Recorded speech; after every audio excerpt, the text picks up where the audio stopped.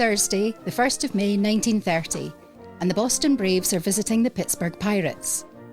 The game you are about to listen to is a reconstruction 95 years after the original game. Information was sourced from several sites and records, including retrosheet.org and sportsreference.com. This broadcast should not be considered a complete or fully accurate historical record. Nevertheless, this is our story of the game.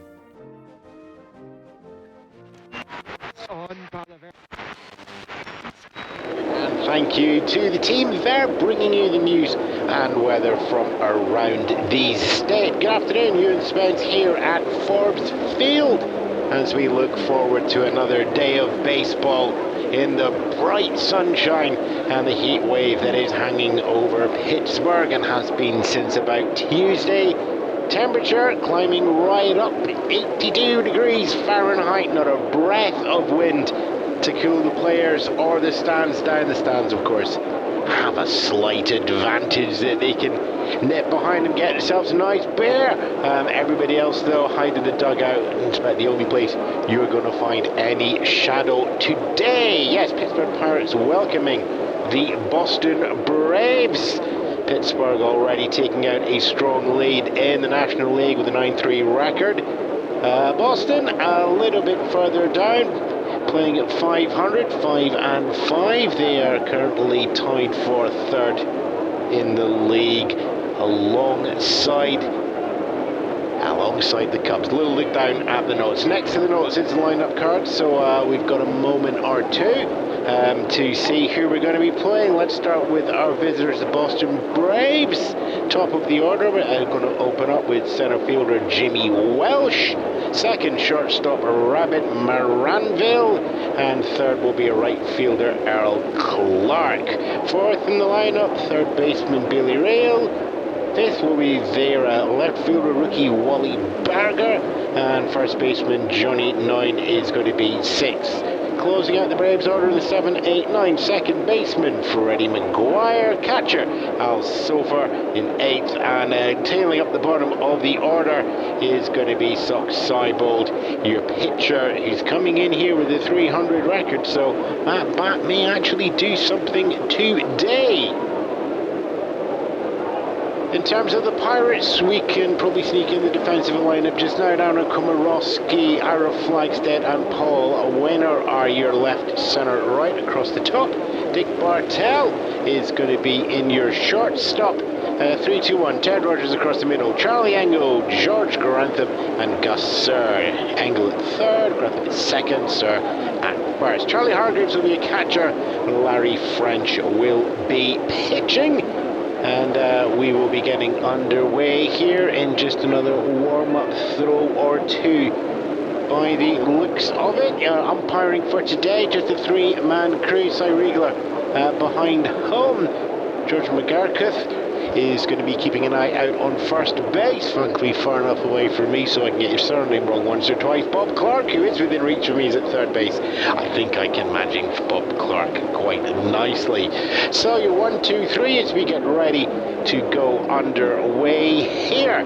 Boston Braves are going to up with Jimmy Welsh, Rabbit Maranville, and Earl Clark is going to be your 1, 2, 3. Larry French, southpaw knuckleball thrower, getting ready to throw the first pitch and get us underway here with one strike straight through the center there. So we are going to go 0-1 straight away.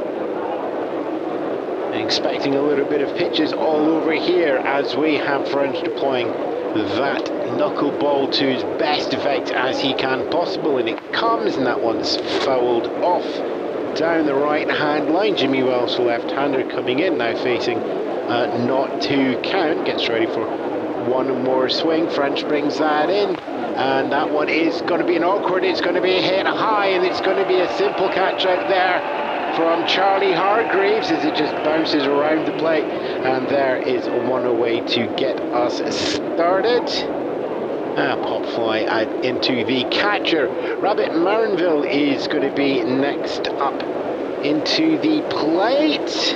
38-year-old, been around the block fair amount, is going to be batting triples 3-3-3, and we are going to see the first pitch from the French. There is going to be hit foul, trickles down third base line there as we go 0-1. Ball comes back in here, relatively fast pace going through.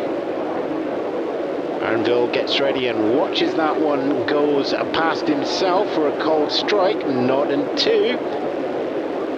Takes a moment just to gather himself. France just shakes off one and throws in, and that's going to be strike 3 called on Marinville there. That screwball being deployed to wonderful effect there from Larry French. Earl Clark, right fielder, is going to be coming in now. It's 2 up, 2 down so far for Larry French. Quite happy with the opening that we have here. All looking a little bit knuckly. He's got a screwball that he likes to throw occasionally, but we'll see what he opens up with on Clark. And that just goes straight through the middle there, ding down from the top as the count goes 1-0. Called going underneath there from our home plate umpire, Cy Riegler. One more breath taken. French throws that one there, and that's an awkward screwball going through there as well. Decides to just roll itself out. That's the problem you're going to have. You want to make it nice and unpredictable for everybody. It's going to be unpredictable for you. And the catcher made all the more because of that's a foul there going down into the dugouts there. So the count goes 2-1. That's all going to be complicated just a little bit more because you've got a huge backstop here at Forbes Field. A lot of distance there for those pitches going wide, and that one goes through for a called strike 2. Count goes equal high, 2-2. Maxed up here, almost as far away as your first base bang. In fact, if not right, or can we just look up the line distance as we have that one coming through, and that's going to go outside for ball 3-2. Teams are telling me it's 100 feet back to the max stop, as opposed to sort of 50 or 60 yards you would normally expect. 3-2. Payoff pitch coming is going to be going down now. Swing and a miss there, and struck out there for the retiring of the side, and that's a 3 up, 3 down there quite comfortably. 2 strikeouts thrown from Larry French on second and third. Jimmy also opening up with a pop around the whole plate and caught by the catcher. Okay, have we got time to run down the Pirates lineup? Let's see if we can get this done. Ira Flagstead is getting ready to step in as the opening batter. George Grantham will be second. Paul Wainer will be third. Adam Komorowski, Gus Sir, and Dick Bartell is your 4, 5, 6 in the middle of the order. Charlie Engel, Charlie Hargreaves, and Larry French is going to be your 7, 8, 9 going through. Sox Seibold is your pitcher for the Braves, and catching there will be Al Sofer. Seibold, much more sort of positioning the ball rather than sort of screwball knuckles sweeps that you would normally see coming off Larry French. So we've got 2 different contrasting styles here. Nothing on the board as yet as we go into the bottom of the first. Ira Flagstead gets ready to receive Sox Seibold's first pitch, and it is going to be coming in high for ball 1. Now surprisingly, there's going to be wanting to find out just where the zone is going to be here, so we'll just see what Seibold comes in second, and that's going to go low for ball 2. Well, he's got his high and his low sorted out now. Hopefully, is he just going to pepper one of the edges and see what happens now? And that's going to be fouled there on a ball that looked like it was going outside, so we're not going to know that one is going to be called by the umpire as we get a 2-1 count. And we can get ready for the next one. Seibold decides to throw down and goes inside there. Called a ball, so it's 3-1. Grantham takes a warning up swing there on deck. Flagstead gets ready to receive the 3-1 and lets that go past and through, but it's a called strike, so count goes full, 3-2.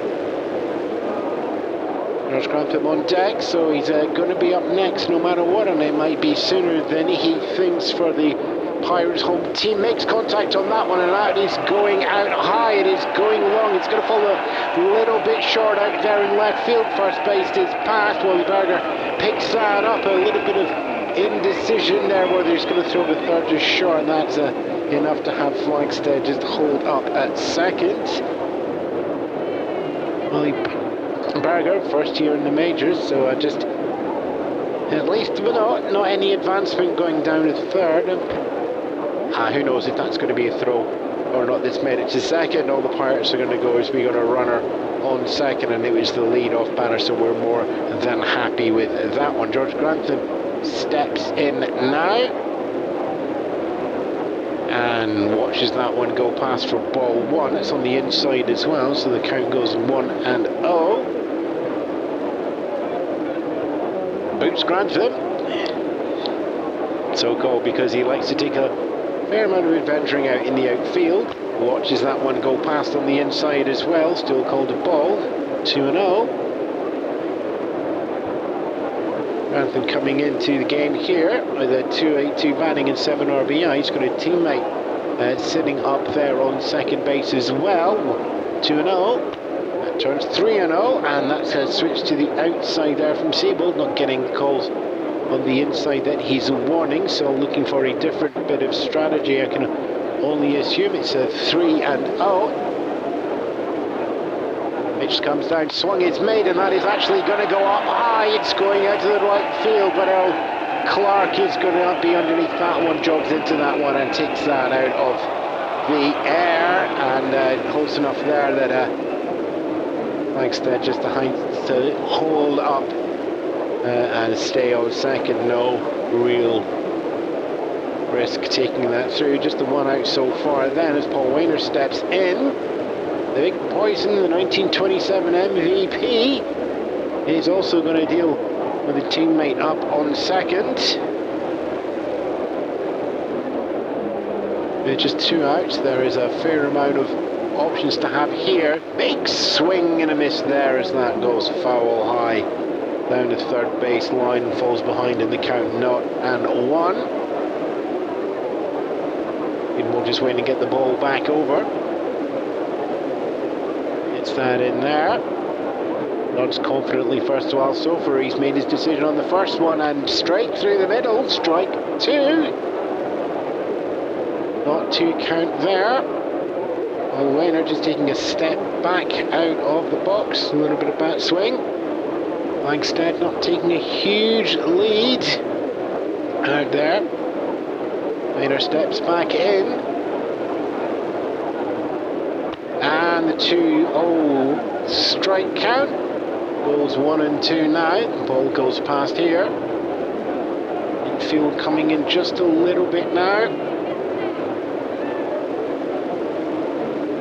So as the 1-2 comes in, and that's hit high. It's going out to left field again. Wally Berger running to go underneath that, but the speed is coming on as we have Ira Flagstead coming in to score on that one there.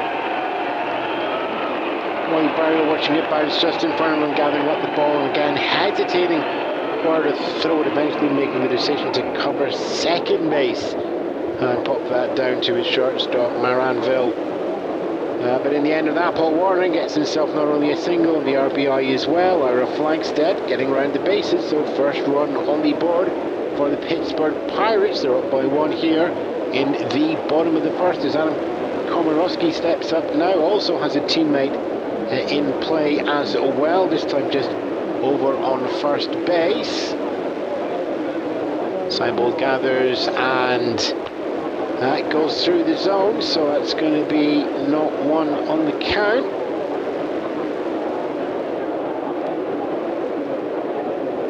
One away so far, one run on the board, runner at first. Komorowski gets ready to receive and plays the bunt down third base line. It's rolling slow, and it's going to be Warner's going to be taking that up to second, and with that, Komorowski brings himself up to first as well. Confusion on where to pick up the ball. Landing right in that gap between Ryle and Sofer catcher and third baseman, and with that we get runners on first and second. And we welcome Gus Sir into the plate as well. Rookie who's been having some great numbers in the Pacific Coastal League over the last few years, and first month of MLB, and he's posted .410 with 11 RBIs. He'll be looking to carry on that as well, given he's got runners at first and second, and it's going to be fouled off for not one to start with there from Seibold. Seibold looks to have just got that little feel of the left and right on what is just a really interesting slider that he's got there, and that's fouled over again. Not in two, so falling back, one away so far, as his teammates Paul Wainer at second, Adam Komorowski on first, and that's going to be called strike. No, there's a little bit of discussion. Sir just looks back on that one. I think the crowd are, well, that's been given as the ball, so I really think the crowd should be cheering on that one, but they're just picking up a little bit of frustration from Rousseau. 1 and 2 there. Runners at first and second, and that's going to be ball 2, so count goes at equal high, 2 and 2, and pops back through, long looping throw back from Sofa catcher to pitcher Seibold. Little glance over at first and second base, neither Maynor or Komorowski taking a little bit of lead. And that's ball 3 now, 3 and 2. So we got a full count, something's going to happen, foul out or action, take your pick what you'd like out there. It's payoff pitch coming down, and that's hit strong, picked back straight up by Seibold. Seibold turns around, throw that over first, it's an overthrow. Johnny Newer not able to get that in time, picks that one up, relays it down to the catcher, just also for making sure there isn't going to be a run in at a home, but a fielder's choice there is going to be given by the scorer. I mean, to me it looked like from here Seibold was going through for the throw down to first, but no indicated that it was an attempted throw to second that somehow went absolutely crazy out of the hand. So that gives us runners at first and second and third. Sir getting on base, it's going to be given as a fielder's choice on that one. Komorowski getting up to second. I think it's being given an advance to second on error. Paul Wainer making it down to third quite comfortably. Dick Bartel comes in now with the bases loaded and just one away, so it's a chance for him to do a little bit of damage here. It's ready to take that first pitch from Seibold, and that's going to be popped up. It's going to be towards Billy Rail, waving off Wally Berger, and that's just caught in the hands there, right next to the bag at third base. So everybody else is going to just hold up, and we will remain bases loaded. But now with 2 away on that immediate knocked fly ball, getting caught in foul territory by Billy Rail over at third. So Charlie Engel comes in batting strong as well. This Pirates lineup is posting up massive numbers, down to about 7th in the batting order. So we're 7th in the batting order now. It's Charlie Engel, and a 396 comes in, watches that one go past for ball 1. You and I 1-0. Simon brings that one back again once more. He's wanting that same ball back. He's kept to the same ball this entire game, and that's going to be a foul off high into the backstop. Yep, 1-1. Count goes equal low. Charlie Engel, we are 2 away so far, and he's got runners at first and second and third. And looking to get some action going on here as he watches that one go behind. 2-1. Looking round, frown on the face. Bartel, just the one home run is sitting there on first. That's one more than Charlie Engel is getting. Charlie would quite like to get a home run, but he's just going to take a ball there to go 3-1. No home run season, just 4 RBI.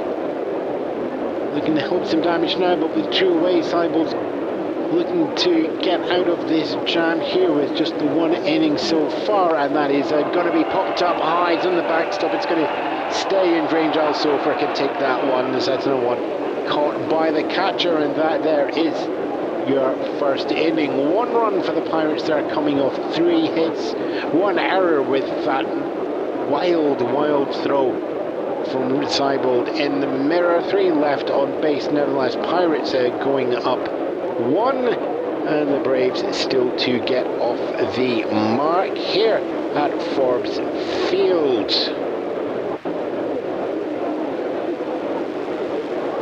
Scroll the numbers down on the bits of paper, and while I am doing that, whether you're starting your day or getting ready for bed, you'll want to be sitting down at Cafe Carnegie. Coffee or tea, it's the place to be. Pop into 57 Main Street and enjoy every meal you have at Cafe Carnegie. Your 1, 2, 3 now as we go into the second inning. Boston Braves are down by 1. Pittsburgh posting Ira Flagstaff, opening batter, getting up to second base on a double, and then driven in by Paul Wainer at limb to go. Your 1, 2, 3 that we have now: Billy Ryle, Wally Berger, and Johnny Noon for the Braves. It's going to be Ryle to start off. Larry French back in, and that goes down for ball 1. It's the first time these teams are meeting each other this season, so in terms of form, we've only got the previous national games to go. As the next one comes down, swing and a miss there for strike 1. Count goes equal low for Ryle, 1 and 1. Ryle just with a 158 on the season so far, and fouls that one off. 1 and 2.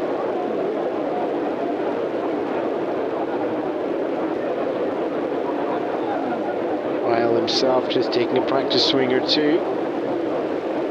Eye contact with French. French decides, I know what I'm going to give you.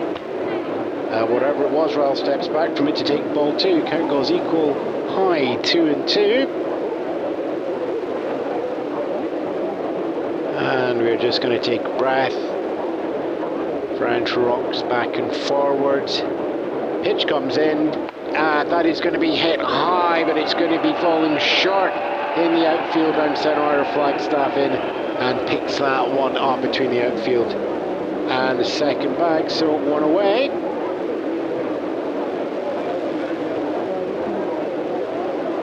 And Wally Berger, now a 19-year-old rookie, steps in, posting some of the best numbers that we actually have for the Braves. It's a 279. And the Braves are attacking the back of the order, actually. All the weak ones coming in before Berger, all the strong ones coming in after, so he'll be looking to make a difference here and get himself on base. Lets that one go behind him for a ball, 1-0.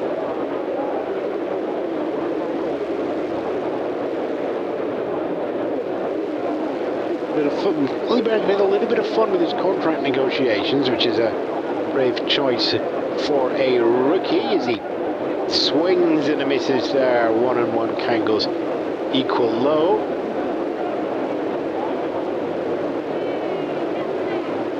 Rookie going, I want more money, and just not taking the contract placed in front of him. That's an interesting one, as that's hit high. It's going to go foul down the third base. Chases on though. Charlie Hargrave thinks he can catch it. Catches glove, goes for the catch, and it goes into the glove there. Second now, pop fly.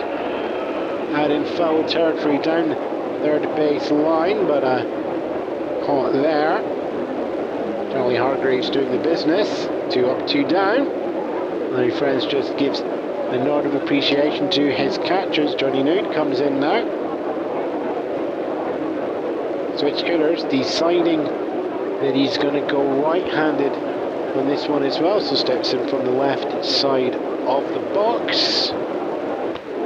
And watches that one go past. You can see a lot of watching what's going on. The screwball there just making it all unpredictable. So it's like half of the game here is like, do you wait, do you swing, do you go there? So 1-0. A wild swing there, and that's pushed foul, so we're going to go 1-1. See how fun and games that you have. Not quite sure where the ball is going to be ending up. It's ready to take one more. And fouls that one there as well. Let's go 1-2 on that one.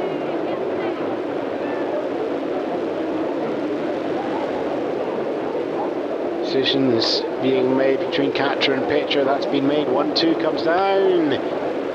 Inside but good in the zone. So 2-2. Counts equal high on Johnny Noon. Braves down by one here with a 2 away so far here in the top of the second. 2-2 comes down, and that's going to be hit high. It's going center field. It's going long. It's a little bit short. Ira Flagstead is going to just watch that bounce in front of him. Relay throws that in. As George Grantham just covers the bag at second, but already Johnny Noon is making that through. So that's a double for the first base runner for the Braves. It's 2 out, a runner on second in scoring position as we welcome in Freddie Maguire. Batting .389. Freddie once more from 1929 and 1928, having seasons that look unspectacular, but you look through the end lines and you quite like what you see as a manager as we get ball one going down. Nice, steady, unspectacular, nothing flashy, no anger, no temper, just going it there, doing the job, hoping to get the job done now with a runner at second. Watches that one goes past again, it goes inside for a 2-0 count.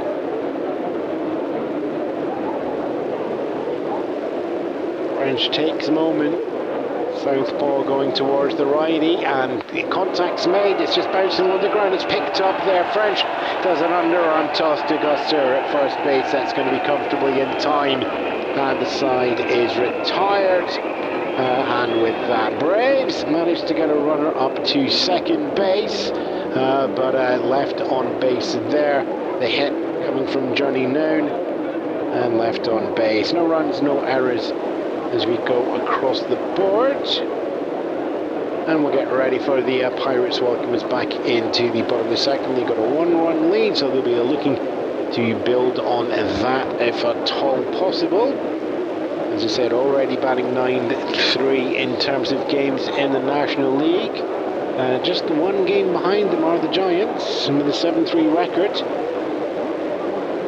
And a little note coming in from one of our listeners asking if it's 9-3, you know, how can you be 2 wins ahead but only 1 game behind? Well, we'll just give you a little bit of the maths there, Mr. Cargill, and it's you take the difference between the wins and the losses, which is here is 2, 9-3 to 7-3 divided by 2. In this case you will get 1, and that's how many games behind you are. The wonderful world of baseball statistics. Okay, you 1, 2, 3 coming in. Charlie Hargreaves, Larry French, and then it'll be back to the top of the Pirates order with Ira Flagstead.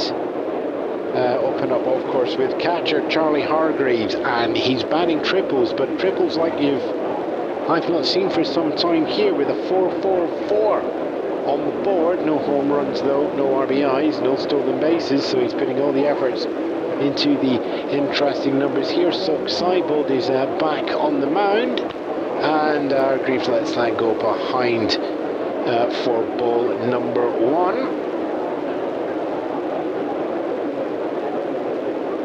Seibold, as I said, traditionally likes that knuckleball, but not quite finding the wildness that gets it back into the zone in time there. Alright, so just taking the deciding whether to swing or not, and that's going to be a no swing decision on that one, so it goes 2-0. Charlie Hargreaves just waiting for that to run through. No outs so far. Pirates up by 1 in the bottom of the second if you play here at Forbes Field, and that goes in. There's your wild twisting, and that goes low and inside, so we're going to go 3-0 on that one.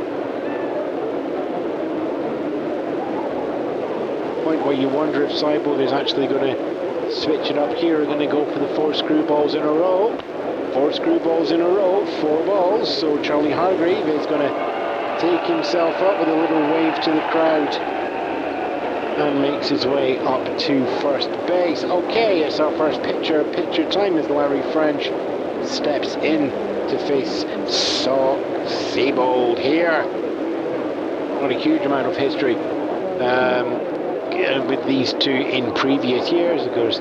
Was of course their first meeting there, as that's going to be fouled off maybe about 20 or 30 feet down the first base line from Larry French. First time that these teams meeting, so it's the first time we're getting a picture between French and Seabold, and that's going to be thrown out, swing and a miss, but the steal is going to go on, and there's a throw up, and it's a pick off at first. Al Sofer first grabbing the strike ball and then throwing up to Johnny Noon at first base. So it's a caught steal from the walk. Hargreave getting on from the walk, but then going to the first out there, and Larry French just wondering whether there was too much eagerness there. There's plenty of time in the game to do some damage, but you got to stay on base to do that. So one away, no runners on. Larry French is now facing a 0-1 count. Seabold throws down, and that's wild low to the outside there for us to go 1-1.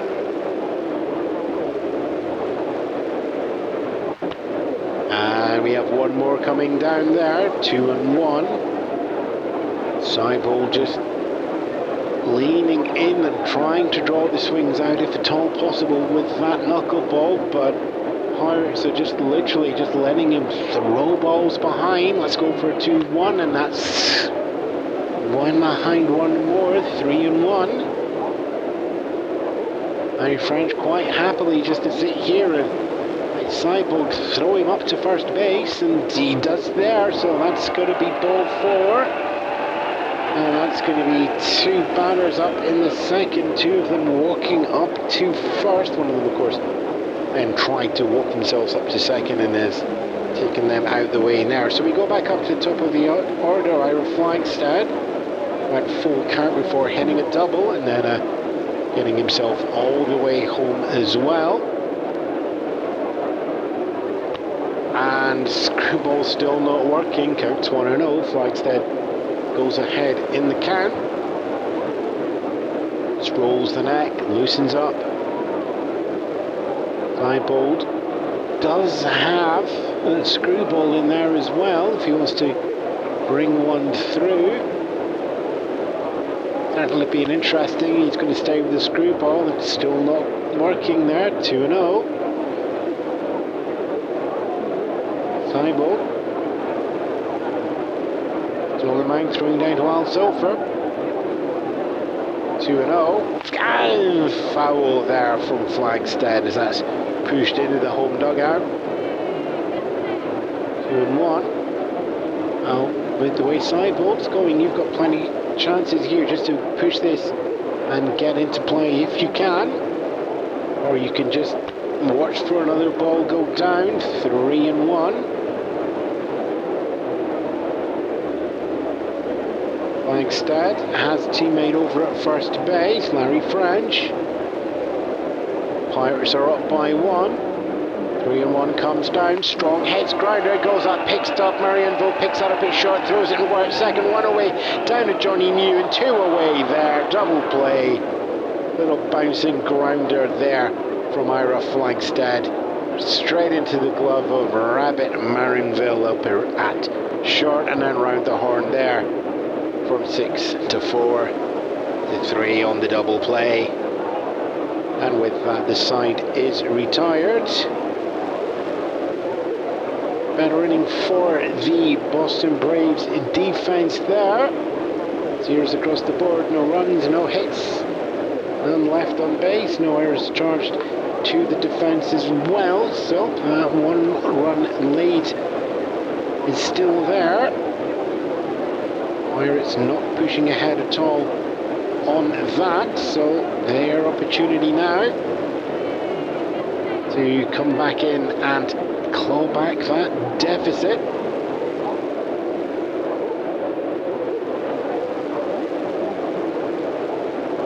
Seabold is going to be looking at those 2 walks as well. Pace himself around and out of that situation here as we go into the third. 1, 2, 3. Well, it's following a nice little pattern here. We just had the 8-9-1 from the Pirates, so we're going to have the 8-9-1 now from the Braves. Catcher Al Sofer is going to be coming in. Followed that, it's going to be pitcher the other way around with Seibold. More interesting, as I said earlier, Seibold with a 300, and Jimmy Walsh will be back to the top of the order. So we're going to up there with Al Sofer, and you've got to see Larry French once more, and sees that one goes past for ball 1. 1 and a whole. Sofer getting ahead in the count as quickly as possible.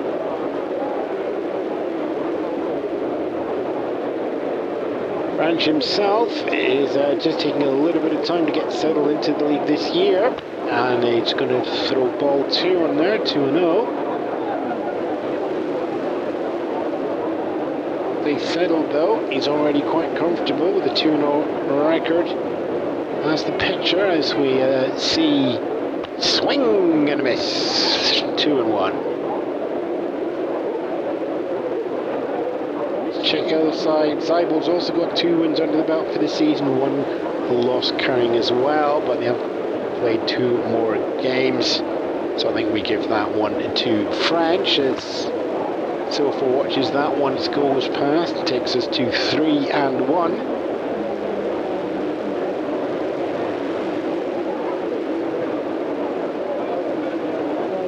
Rebels, left-handed batter, watches Larry French.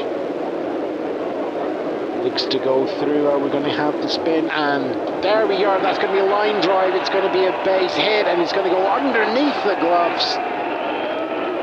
And a little roar from the crowd there, but no. Bartel not getting close to that there. So that's going to be a single out of center field. Puts Al Sofer on base. So it's the first lead-off runner that the Braves have had in the 3 innings. So Seibold pitcher steps in now. Seibold batting 300. Is going to be waiting to see the throw that comes down now, and looks at that and takes that one nowhere and leaves the bat on the shoulder. It's going to be a 1-0. Top of the third, Braves chasing a 1-run deficit. Al Sofer out there on first. This is the catcher. His pitcher's getting ready to swing. Seibold swings that one fair, hits it into the shortstop, and that's going to be picked up there, and it's going to be thrown over second to first. It's going to be a double play. I think Bartel bubbles that one in his gloves before George Grantham takes it up at second base. Relay throw down to Gusser at first. Bang, bang, and the catcher pitcher from the Braves have been sent back to the bag. Second double play in the second half inning that we've got. So it's 2 away as we go back to the top of the order. Jimmy Welsh is going to be in now. Coming in, batting 268, but popping out behind to the catcher. The top of the first and open up the Boston Braves. And that's going to go through for ball 1.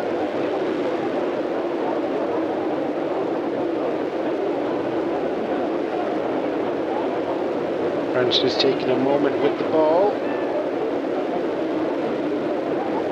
And the 1-0 comes down, and that's a plunk there, quite hefty. And Jimmy Welsh is just going to take himself up there and hit my pitch, not even waiting for the umpire to give the signal.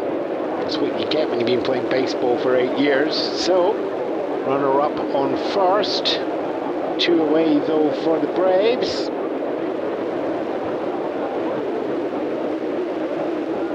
Robert Marinville comes in now, struck out looking previously. And strike 1, still looking. Not on 1. Bases are empty, 2 away, 1 run behind. Boston still looking to get themselves on the board. Makes contact there, and that's going to be picked up there by French, and that's going to be another underarm throw. Comfortably in time to Gosser at first base. Side retired on that. And one hit coming into that there as we got Al Sofer doing a laid-off hit before double play sent himself sideballed back. Jimmy Welch left out there on first after his hit by pitch. This Marinville grounds out there. No runs, one hit, one left on base, no errors charged to the Pittsburgh Pirates as we go into the bottom of the third here at Forbes Field. Whether you are starting your day or getting ready for bed, you'll want to be sitting down at Cafe Carnegie. Coffee or tea, it's the place to be. Pop into 57 Main Street and enjoy every meal at Cafe Carnegie. In terms of looking around the league, we've just got one game on over at the American League, and that's Detroit Tigers and Philadelphia Athletics. Opened up strongly with the Athletic posting up 5 in the first innings. We'll see if we can get your score update from there and bring that to you when we can as we go into the bottom of the third. 1, 2, 3 for the home team, the Pirates. George Grantham, Paul Warner, and Adam Komorowski are going to be next up. It's going to be George Boots Grantham. Normally sits out there at second base, and flew well over that to Paul Warner in his first appearance, and watched his suck cycled there. Let's throw down for ball 1. It was 1-0.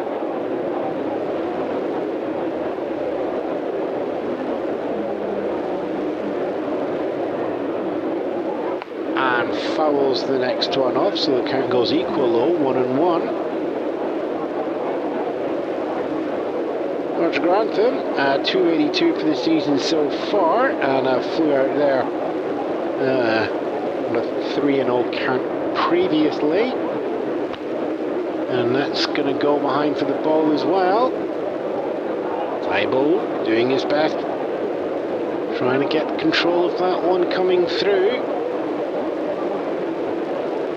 It's not going there, 2-1. Thibault moving away. I think just trying to get a little bit more control into the game here as that one gets fouled off in a wicked pitch to the outside. 2-0.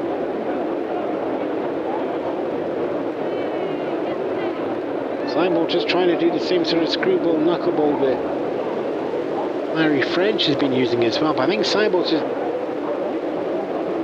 not throwing any of those first 4 pitches. Here comes the 2-2, and that's going to be hit high. It's going out left. It's going to be testing Wally Berger once more, and that's one that he's actually going to catch there. So our rookie outfielder down the left field finally, well, he can catch the ball and didn't have to make any fielding decisions on that one there. Fly out to the right previously for Grantham, now fly out to the left as we welcome Paul Weiner up second. So it's 1 away and 1 run to the good for the Pittsburgh Pirates. So Warner watches that one go past for a ball. 1-0 for Warner.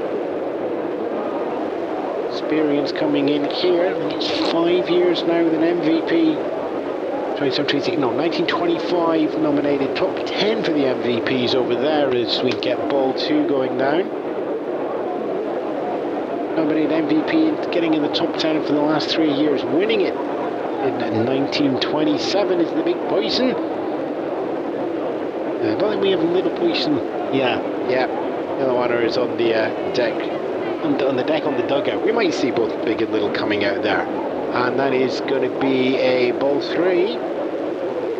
So 3-0. Rainer's got the opportunity to the 3-0. He's going to feel that he wants to take a couple of swings on that one. 3-0 comes down. Foul.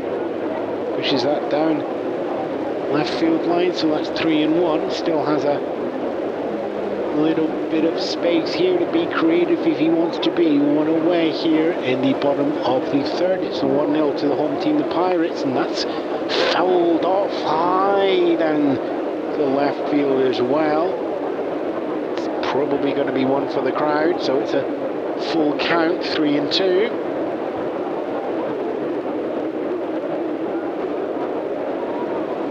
The off pitch comes down, and that's going to be hit high. It's not got a huge amount of length in it. Wally Berger's coming in to get that one there. Dives for it, goes underneath the glove, gathers it in the body though, stands up, and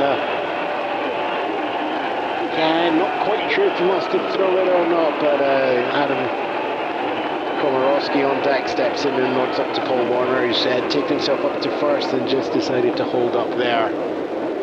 Would have been an interesting run into second if not, but you're one up, you're one out, so you've got to leave yourself up on first base for your teammates. Especially Adam Komorowski coming in next. It's 1 for 1 so far. Part of the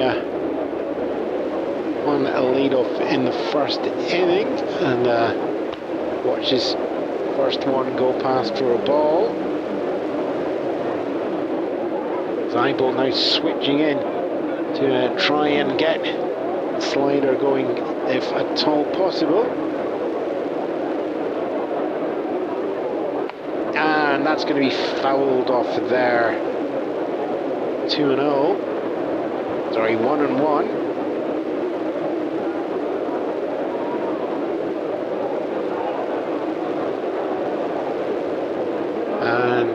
And that's called strike 2. So 1-2. Komorowski falls behind.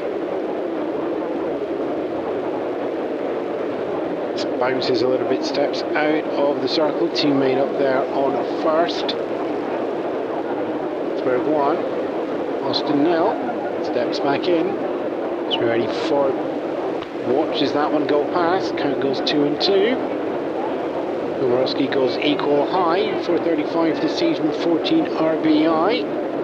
Be a long sprint for Paul Wainer up there on first if that is going to happen, and that's hit high, but it's short. It's going to be in the foul territory, and I think that's going to be a comfortable catch for Johnny Ewan. Yes, it is there. Komorowski caught out in foul territory just by the side of the first base there. 2 away. Wainer left out there at first base at the moment. Gus Sir steps in. A high-performing rookie reached the fielder's choice in the first inning.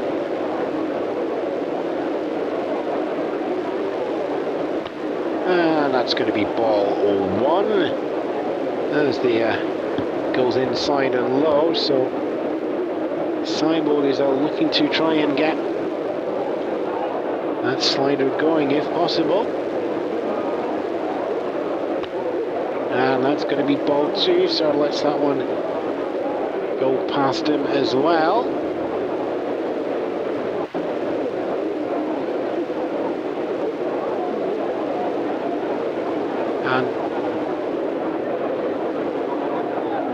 And it's a little bit of a lead taken, but Gus Sir wondering there, Paul Wainer diving back to the first bag there. Looking to make the steal but not getting it, so Seibel turns round, makes eye contact with his catcher again. And there's the pitch, and he's just disengaged there. It's just glancing over. I think Wainer's just got him a little bit spooks after that caught steal. Anyway, back on the rubber. And the 1-0 comes down, and the steal is on as it's going on. As Wainer runs there, fast pitch comes up to catcher and up to Freddie Maguire up at second, and that is going to be the second out. Sorry, not Maguire, that's Rabbit Marinville stepping in from shortstop, so it's a caught steal on Paul Wainer, and that is going to be the third out and the end of the third inning.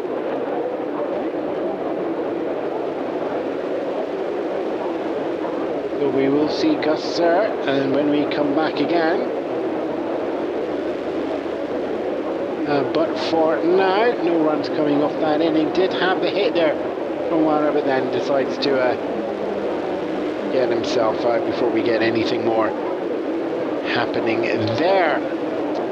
Okay, so through 3 we have just the 1 run on the boards from Pittsburgh in the bottom of the first.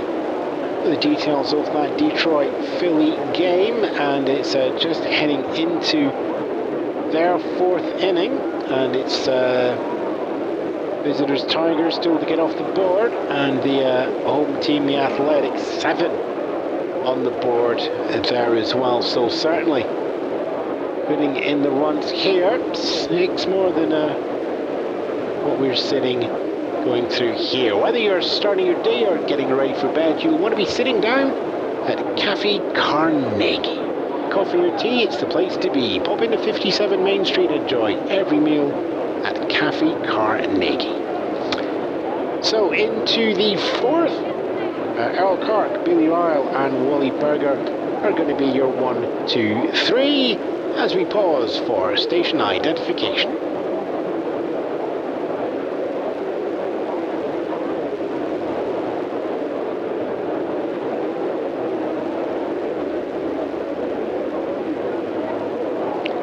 Clark takes to the mound.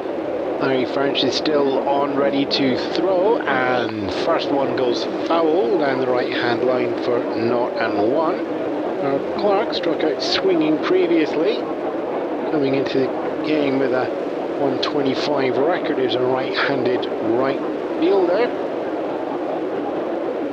and that's going to be a called strike 2. 0-2.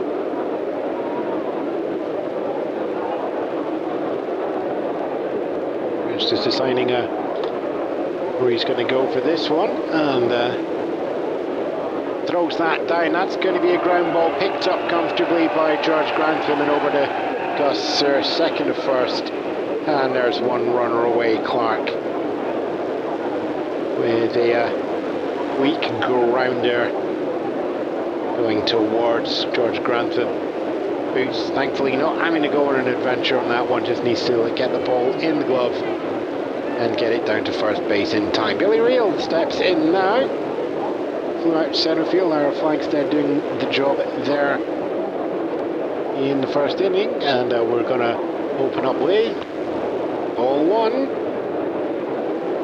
1-0 on the count. Billy Reel batting right-handed, stepping in from the left. Harry French, left-hander, and throws that across and down, cuts across the plate.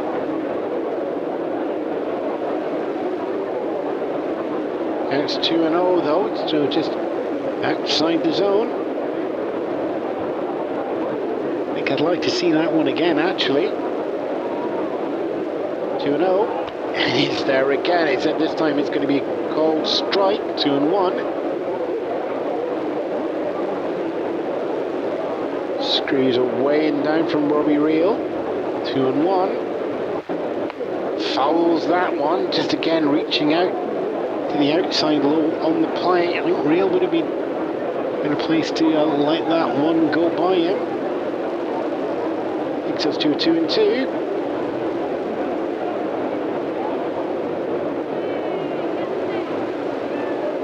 And the pitch is going to be hit high. It's going to run short. Flagstead's on the move fast and gets underneath that one, and that's a catch out in centre field. So 2 up, 2 down. Larry French now welcomes Wally Berger to face him, our 19-year-old rookie.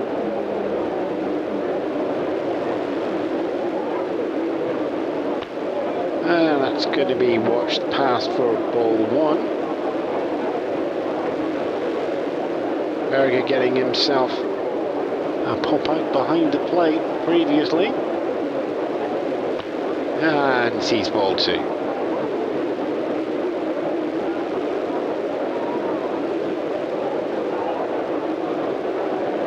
Herger. The still stance, not a lot of movement in there. No movement needed either, 3-0 on the count. So if he wants to have a few practice swings and get used to Larry France, this would be the opportunity to do it.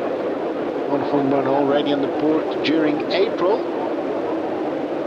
And that's going to be a little tickler over the shortstop. Dick Bardell picks that over. Gus Sir comfortably gets that at first base as well. So there you are, 3 up, 3 down.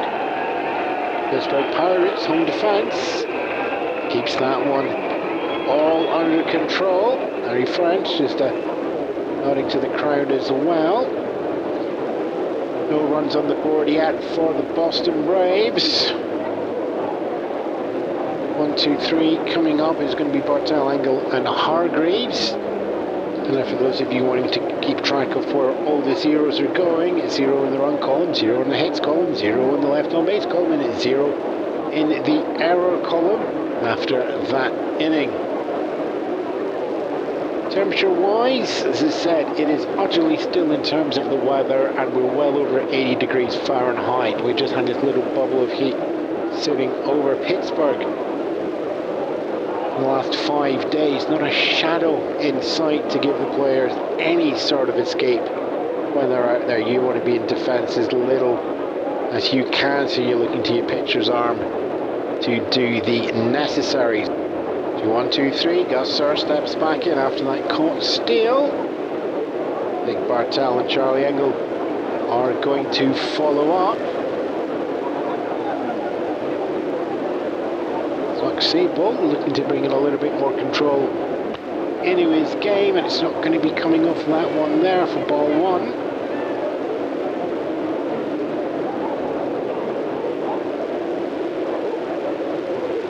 That one back again.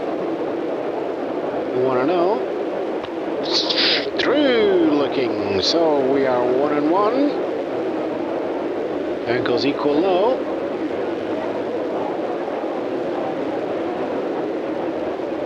And the 1-1 comes down. Hit. Foul. No hit there. Heads off down first base line. We go 1 and 2.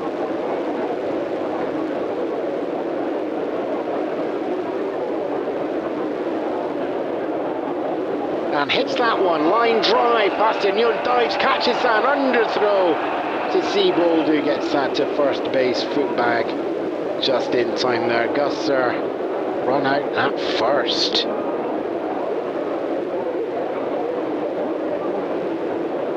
Just a little bit earlier on that swing, and it would have gone under Ewan's arm, I think.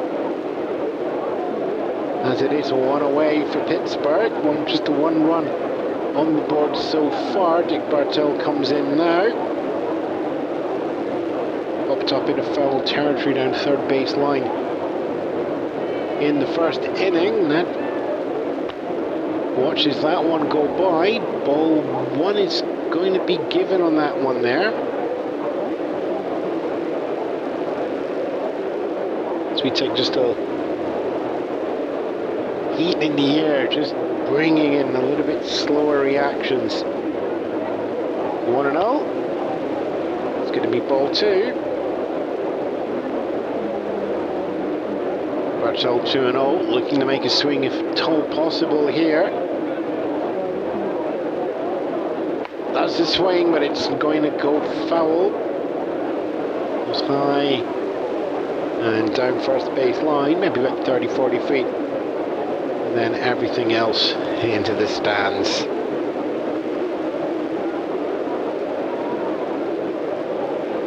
It's ready for one more. Comes down. And that's going to go.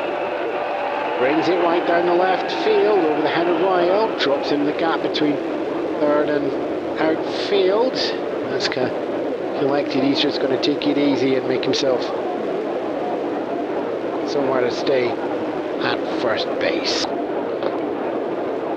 Charlie Engel stepping in now, and he's got his teammate Dick Bartel up at first. 1 out so far. Pittsburgh up by 1 here as we go into the next pitch from Zuck Seibel here in the bottom of the fourth, and it's another ball one indicated by Simon Wiegler, our home plate umpire. Looks sideball there, a little stumble, folks. I'm going to blame that on the sun. There ain't no shield of the shadows out there in the outfield, neither is there any shield here in the commentary booth, although I do have a water cooler right behind me. Ball two comes in there. Heat wave, according to the weather report, has showed no sign of letting up, so 80-degree temperatures for the next couple of days as well. Okay, Charlie Engel, 2-0, 3-0. There's that one there, just swings to the inside there on a huge amount of speed on that one there, so plenty time for Engel to decide where it's going. Gets himself an advantageous count. Opportunities there with just the one away.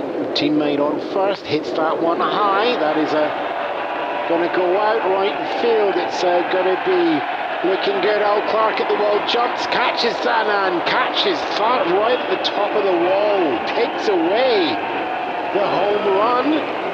Throws that in sharply, and Fred McGuire over at second, so there isn't even going to be a Dick Bartell advance from first there. Charlie Engel, thinking that he'd have his first home run of the season, stolen out of the air there by Earl Clark out at right field.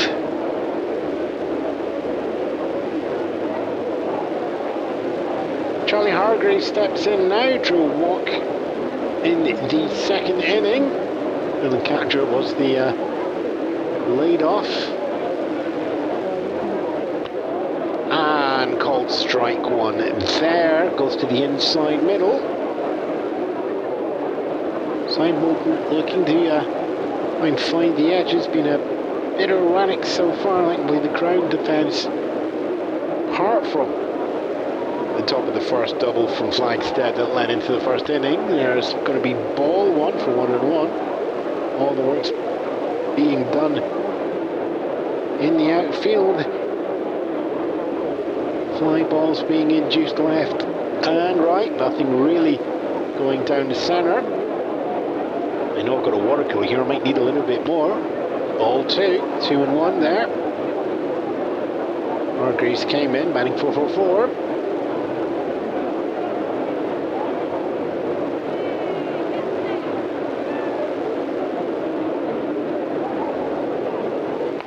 And fouls that one, so we'll go equal high, 2-2. 2-2 comes down and hitting the ground towards shortstop, picked up there, straight in the hand. That's going to be your third out. There's a gentle throw over to Freddie McGuire, so if you want, doesn't make a difference, folks. Caught by the shortstop, Rabbit Marinville doing what needed to be done there.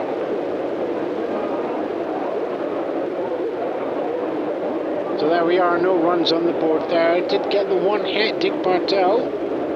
Getting a notch on the bat there if he wants it. He didn't go any further though, left on base after that hit. So we're through 4. And it's a 1-0 game. The Pirates up by 1.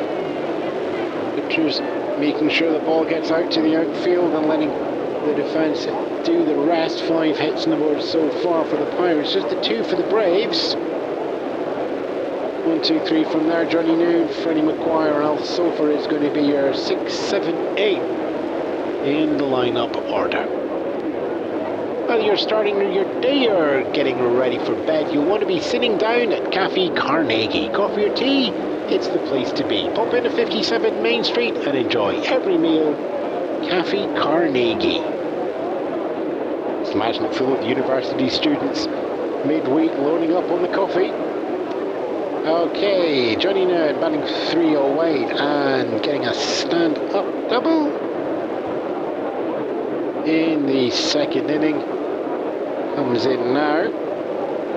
Larry French is going to stay in pitching. And ball one comes down there. French's knuckleball. Might not be getting the outs, but making it difficult to get any sort of productive contact coming through there. And that's fouled, so we're going to go equal low, 1-1. Switch hitter now, he stepped in from as a right-hander. In a second, he's going to step in now from the right and bat left-handed this time. And see if that makes any difference coming through. And that's going to be ball 2. Then steps back from that one. French and Hargreaves just comfortable with their signals, but French is really more this game pitching for the contact here. It's 2 strikeouts over 4 and into the 5th. There's ball 3. A little bit wild dancing down the outside low corner. 3-1 comes down, and that's going to be a line drive. It's going to go underneath George Grantham. And there we are, Johnny Nutt taking himself up to first. Line drive through the middle. Grantham just getting himself to the ball so it doesn't scurry any further distance. Freddie Maguire stepping in now. Round out previously, good old classic 1-3.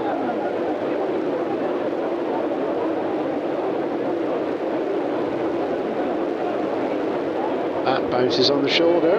Gets ready. French throws down, and that's solid hit. It's going into first base. It's going to be picked up there by Gus Sir. So there's one away. Chucks that up. Dick Bartle, shortstop, picks that up there, and he's going to be comfortable. Caught it second. Double play. Going on the anti-clockwise run.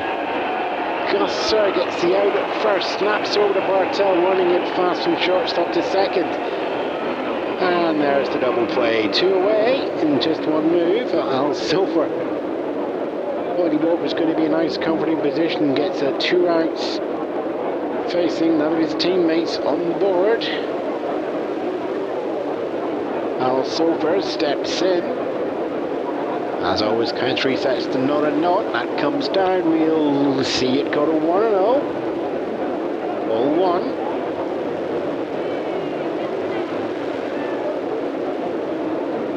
Comes back again, throws down. Strike 1 called. 1-1. Dancing around the outside. So for getting the single previously.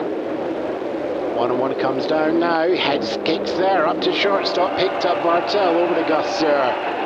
In time for the 3rd out. And with that side retired, 3 up. Double play and ground out there, making it 3 down. But not before 1 hit goes on the board. Nevertheless, situationally, Braves not able to chop down that lead. Pirates defence preserving the 1-run lead that they got in the first. So, from the numbers, no runs, 1 hit, and left on base, no errors charged over to the Braves. At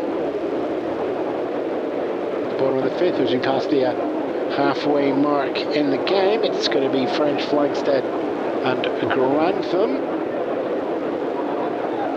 An update from the other solitary game over in the American League. Tigers and Athletic. Tigers have got themselves onto the board. 2 runs there, but Athletic scoring 7 in the first 3, added another 4 on, so it's an 11-2 game to the Athletic as they welcome the Tigers on the road. Well, looks like we're going to be all in order. Both ready to throw down. French is up there in the batter's box. And now we will go underway once more. First pitch comes down. Contact made. It's going up. Picked up there. Billy Richards third. Throws over Johnny Ewan there. And it's going to be a 5-3. And with that, No option for me to wax lyrical and picture. It's just an immediate ground out for Larry French. We do go back to the top of the order for the Pirates though. Ira Flagstad. Double to open up the game, then into the double play during the second. Taking time for him to get back here, so it's out one away for Pittsburgh. 1 run to the good here in the 5th. And that's going to be ball 1.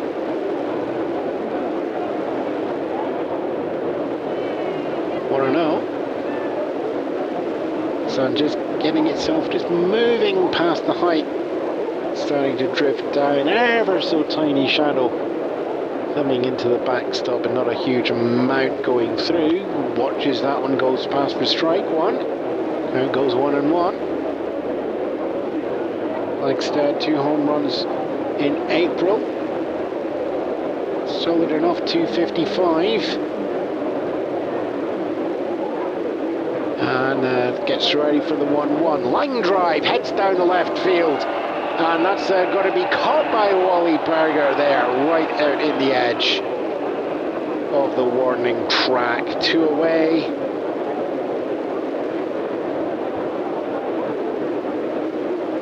Wally Berger having an up and down game. Said there, 19-year-old rookie, just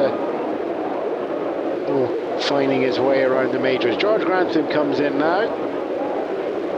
He's flew out left and flew out right. Somewhere the Braves are going to want him to fly outside, or just so they've got the set out there. But so we're looking to. He's just going to take and watch that one for a 1-0.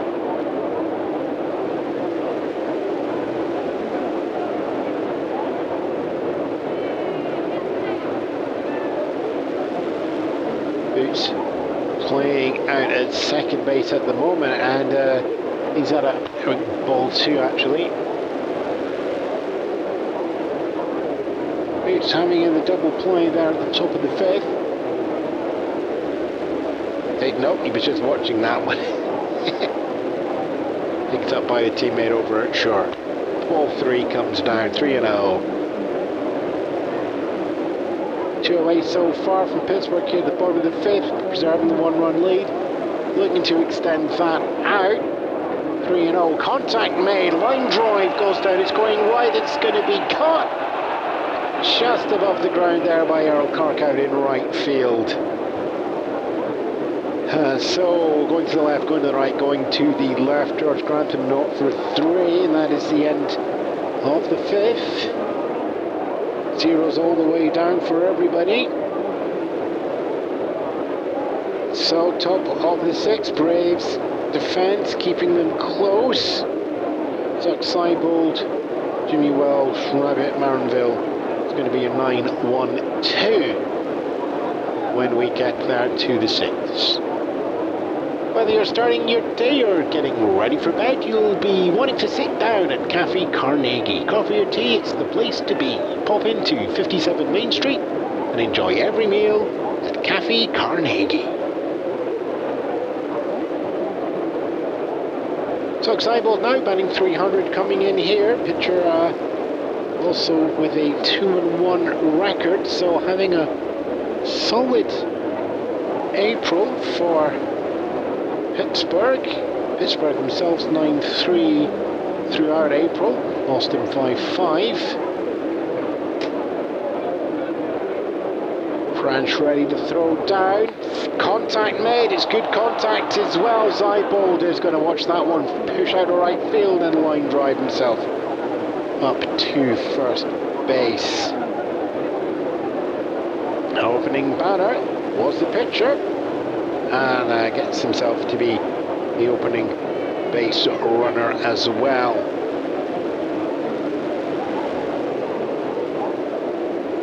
Leadoff man in the 3rd was his catcher Al Silford on base. Leadoff in the 6th. Getting on base was 6th in the batting order, now 9th in the batting order. All the work for the Braves is happening from the bottom of the orders. We welcome the top of the order, Jimmy Welsh, who fouls that one off to get us underway there with a 0-1 count. So a runner at first for Boston, chasing a 1-run deficit. And that's going to be inside for ball 1. Brown's just having a little bit of production with that knuckleball on the outside previously. Looking to bring that to the inside. Either that or he's putting just a tiny hint of the wrong spin on that. One's down, 1-1, goes 2-1. Goes low central in at that point, so throwing left into Marinville. Coming up next is the right, Jimmy Walsh at the left, so we're getting just the one left-hander actually in Jimmy Welsh as we get ball 3. I say just the one. Johnny Noon switch hitting, and he's done a right and then a left as well, but everything's all nicely favourable to French at the moment. So 3-1 comes down. Line drives picked up there. Charlie Engle under on throw. Dick Bardell picks that up at second, so there's going to be one away at second as sideball dish run out. So it's going to be Welsh on with the fielder's choice as he grounds that one towards third base. Engle picking that one up and underneath, and thrown at second base for the force out. So we are one away.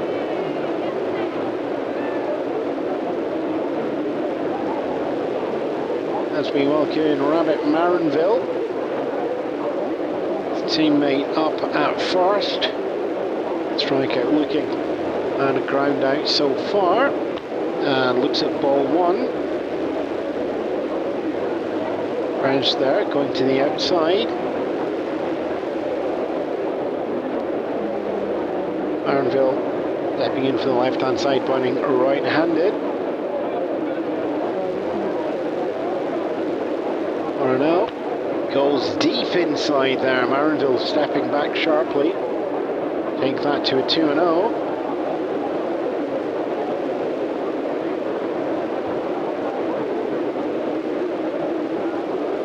French once more, throws inside, high on that one there, but it's a 3-0 count.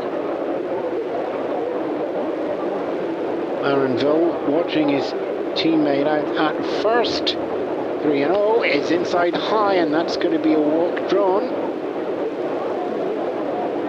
So that's runners at first and second for the Braves. Remember, they're 1-run down, so they're looking to get that tying run in from second, and you got your go ahead at first. Earl Clark steps in now. 1-0 for 2 so far. The swinging strikeout on a ground out previously, and pushes that one foul for 0-1. Runners at first and second. 0-1 comes down, that's going to be hit high, but Komorowski running underneath that, waving everybody off, feet planted, and catches that one nicely in the outfield. Glances towards second base as if daring Jimmy Welsh a run. That's not going to happen though. So 2 away, 2 runners on. Villarreal steps in now. Also 0 for 2 game. Flyouts both times center on their Flagstaff. And Ira stepping in just a little bit as he Flagstead, and there's ball 1 actually, so 1-0. Flagstead just literally putting the glove up in the air, ready to try and catch the third fly ball going out of centre field from Real. Well, that caught the eye or not needs to be seen. It's the 1-0 line drive, caught in shortstop. Dick Bardell gets that one there from the hot, and the side is retired on a sharp line drive to shortstop there. Well, we've got 1 hit in the mix there as well, and thanks to those walks, 2 left on base, but nothing else production-wise is reaching the column mark R for the run as we go into the middle of the 6th.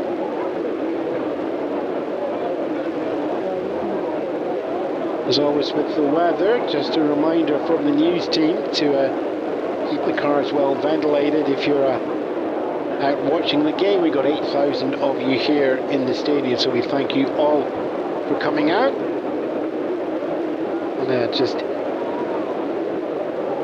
keep yourself hydrated, as the scientists would say. Don't leave your dogs in the car.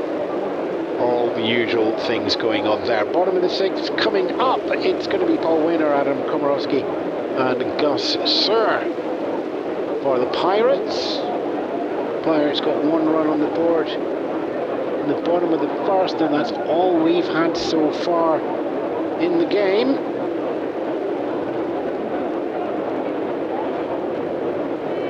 The heart of the order for the Pirates, though, that have been getting the hits, and that's what we're getting now. So we're getting 3, 4, 5. Paul Wainer stepping in now, batting a .455 coming into this game, and 2 more hits going on that one as well. I do not have the maths to work out if that means that he is over the 500 mark as we get ball 1 there. He'll be quite happy to take the big swings if he can now. Confidence will be high. No home runs though as yet, and that's not going to be too foul there. Not going to be too surprising. Forbes Field is pretty deep as you're going 462 feet out to the centre. And they built this one some 20 years ago. Lots of concrete, lots of steps. One of the top-notch ball too. One of the top-notch stadiums we've had in the country, but they didn't want any cheap home runs. So they built it big. 360 down the alleys, 462 out to the centre field, although with the hold on, 2-1's coming down, and that's strike looking, so Paul Warner's going to go equal high, 2-2. That to build some extra seats down the right field line, so it's really only 300 down the alley, but then quickly shifts down. What's the numbers here? 376 out into the centre right field. 2-2 comes down, swing and a miss, strike 3. And that, for all of the work that Seibold is doing, is just the first strikeout that he's had in this game. Adam Komorowski stepping in now. 1 for 2, singled in the 1st, and then up foul down by the first base bag in the 3rd. Watches that one, goes past and gets himself ahead in the count, 1-0.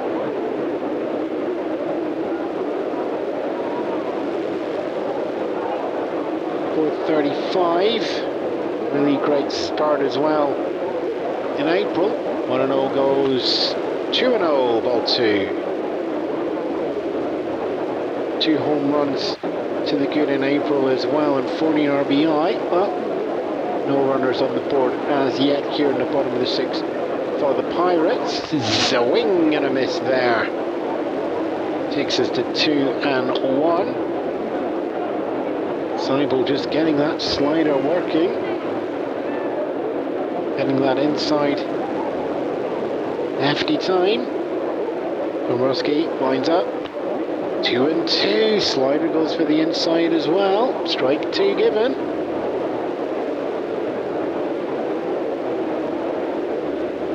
Hands together. 2-2. Fills the count. 3-2. Komorowski went 2-2 previously. Fouled that one off. Taking his time to actually do anything here. Payoff comes down, and that's going to be popped. It's going down. Johnny Ewan stepping underneath that slowly at first base, and there's 2 away. And a catch there from a Ewan on Komorowski out by the bag. Gus Hasura steps in now. 2 up, 2 down so far for the Pirates. Reaching on a fielder's choice and a ground out previously, so not 1 on the official card, 1-2 on the appearances. And that's going to be ball 1.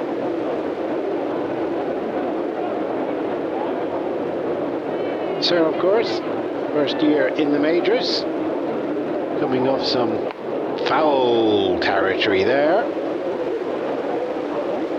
Coming off, as I said, strong game in the Pacific Coastal League previously, bring himself to attention a couple of teams actually, but it's the Pirates in the end in getting him into the system. As he checks swing, strike 2, count goes 1 and 2, that's been given. So 1 and 2. Solid base running from Sir when he did get on base out in the PCL. Said didn't have much opportunity to do that, only going up in the first before 2 pop-ups from his teammates. We take us to 2 and 2. So we'll be hoping to get on to do some work and show the speed that he has in the legs here. 2-2, and that's going to be hit high. It's going to be going well. It's going to bounce behind Jimmy Welsh in the centre field.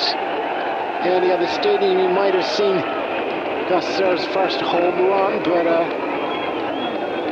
nothing cheap here at Forbes Field. He'll take the single and get himself his first hit of the game. Nick Bartel steps in now. 1 for 1. Up out in the first, ground out in the fourth.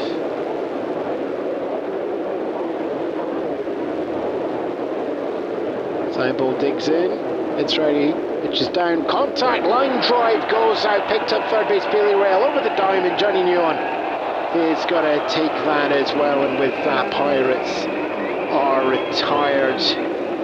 1 hit there coming off Gus Sir. But he's left out there on base. No runs, 1 hit, and 1 left on base. No errors charged to the Boston Braves defense either.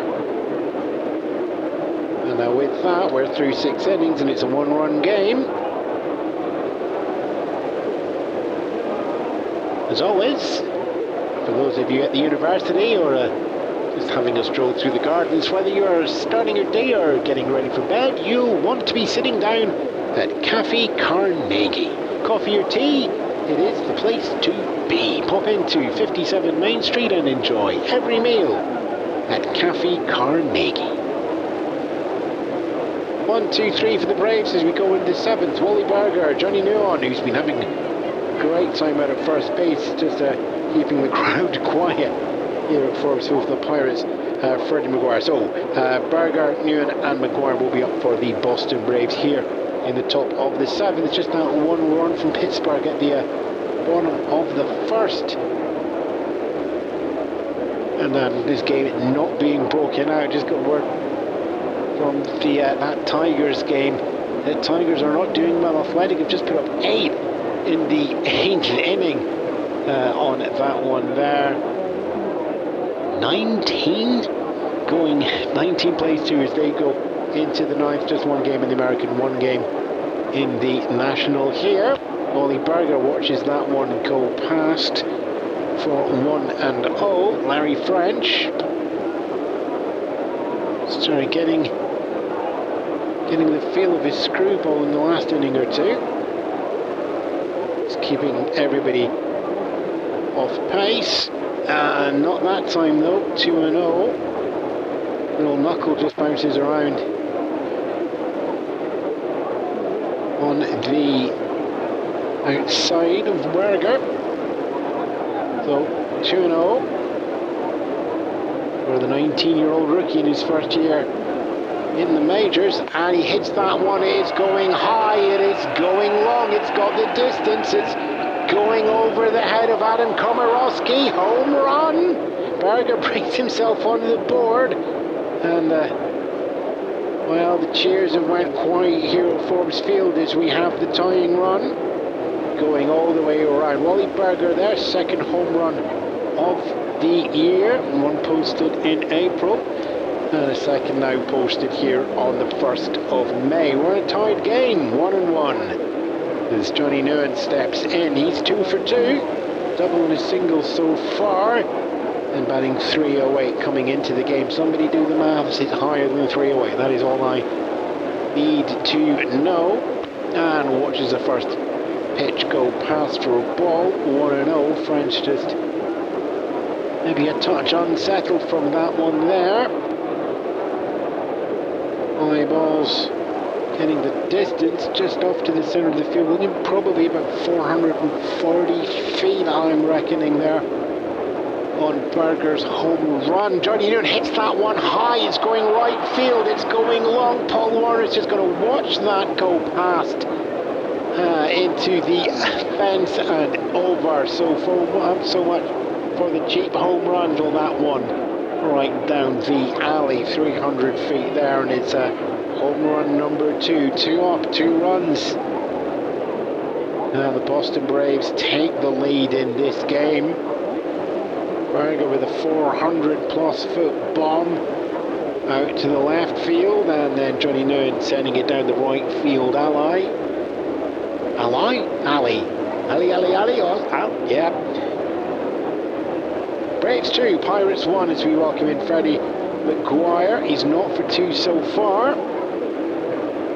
And he's facing Larry French, who's just feeling a little bit flustered and showing that there as we get a ball 1, bouncing around outside of the letters. Hargreaves giving a signal and French just shaking that one off. And that is wicked to the outside and low. Screws away for a 1-1 count.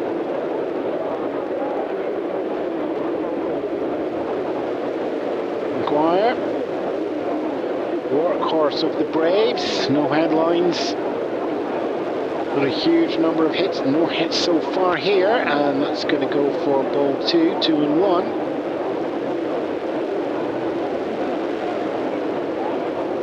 French again shaking off Hargreaves. Going to take that one, throws down 2-1, foul. Count goes equal high. Wobbling to the outside there. French with the bases cleared, 1 run behind. And that's going to be popped high, getting towards the backstop. It's going to be underneath that one there. And that's Charlie Hargreaves throwing the catcher's hat away and getting the glove out to catch the pop fly there. Behind the backstop, as he said there, extensive backstop here at Forbes Field. Next 30 or 40 feet on what you would normally expect. So 1 away so far. Braves have put 2 on the board in this inning now. Catcher Al Sofer comes in.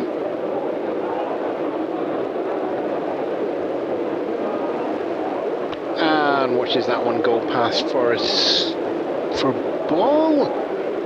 Called a strike though in the outside high corner, so it's going to be a 0-1. Go for just leaning back to Hope in upper side Riegler and going, are you really, really sure? I think he's really, really sure. I'll take it easy. That one comes in, and that's going to be hit high. It's going to be going out to the centre field. It's going to be a base hit as that falls short of Ira Flagstaff into the mid-centre field. So 2 home runs to the good, and we have a runner at first with just 1 away. Pitcher time as Seibold comes in. High bowling Larry French all the way from the on-deck circle. Puts the bat up on the shoulder and waits, and ball 1. Seibold not even moving the bat on that one there.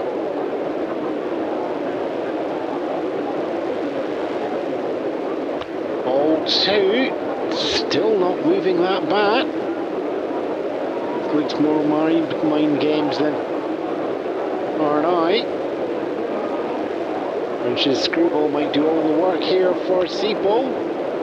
Not that one, just scrapes the outside. Strike one, but still Seabull's bat's not moved. 2-1 comes down, swing there, but going foul. Down the left-hand line there. As we go 2-2.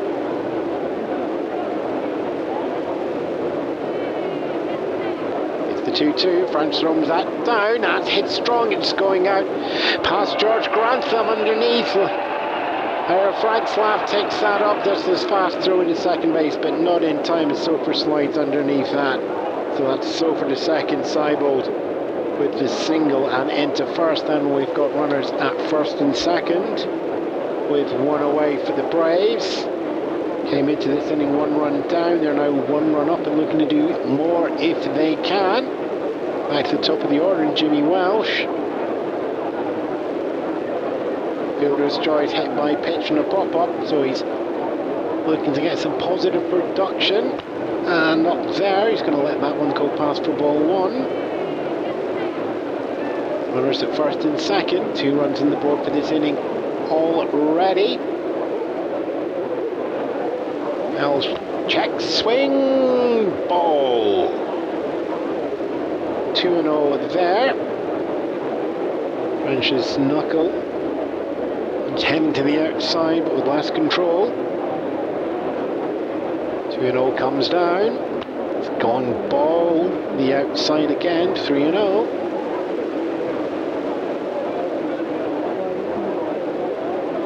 Then Welsh looking to get on base. Runners are first and second, 1 out. There's a little bit of slack to play with.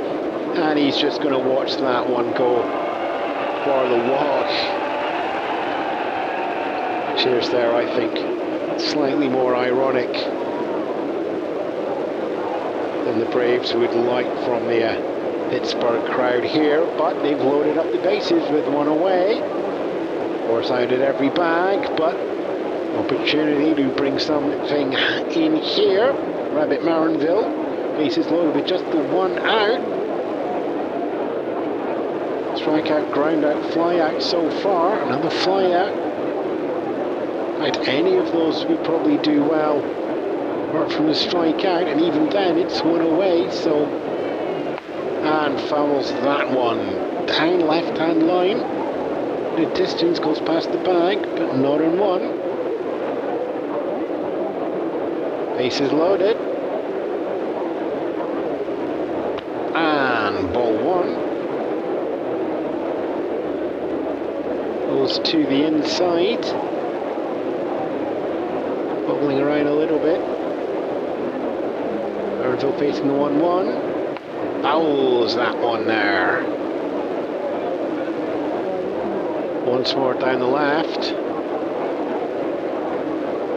1-2. Runners at first and second and third for ball 2. 2-2. 1 away, and the Braves up by 1 now. Pirates defense is falling a little bit short this time, and that's going to be hit high. It's going out right field. Paul Warner running to get underneath that one. Catches that one there. There's 1 away, but runners are on the move, and there's going to be 1 coming over the plate before Warner throws that one in. George Grantham closing that one off just inside the second base bag. And that's going to be 1 more run over as we get a sac fly from Marinville. So runners at second and third. And 3 runs on the board so far. Seibold now sitting at third, 90 feet away from 1 more on the space. Jimmy Welsh scoring position up at second. 3 runs on the board. Braves up by 2 here. In the 7th, Errol Clark steps in now, and that's going to be called strike 1. Off the 3 game for Clark so far, struck out in the first innings, ground out and fly out. And that's going to be called strike 2.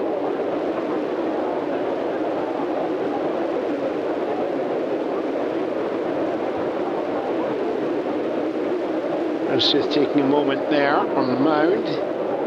Rough inning for French there. That gets fouled off there. Staying alive is Clark, not in two.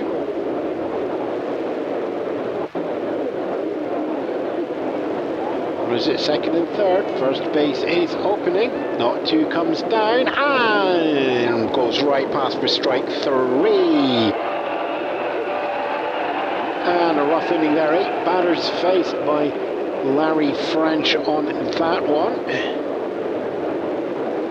And 3 runs going on the board, coming from 4 hits for the Boston Braves.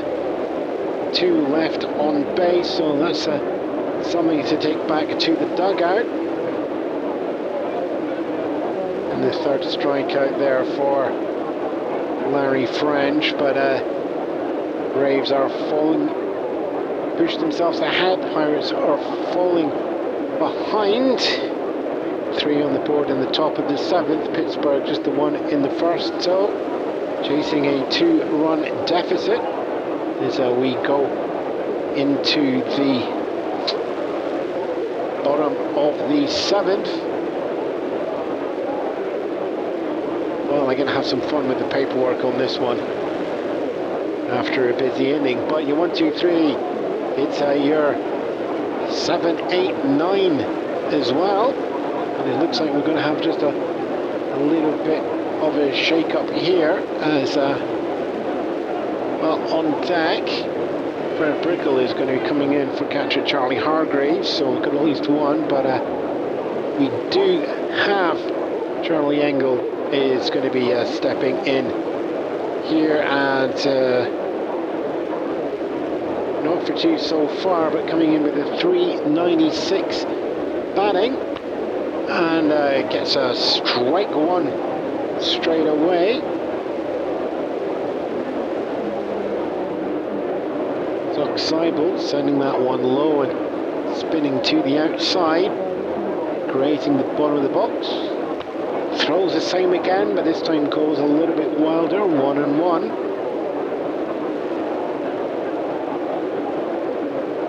Charlie Engel with an equal low count.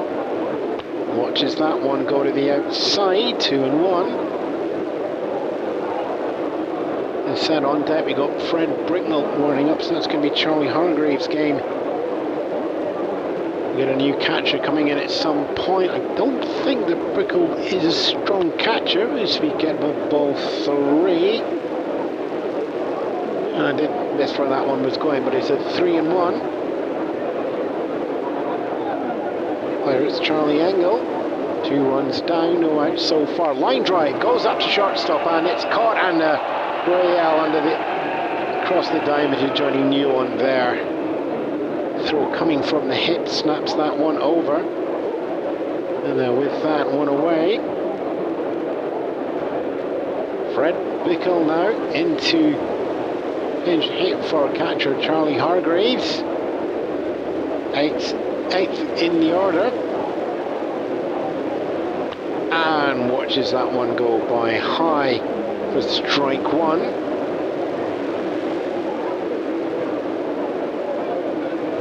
Brickell, one of the strongest, over 300 for the season so far, 364 in April, and watches that one go high for 1-1. Count goes equal low.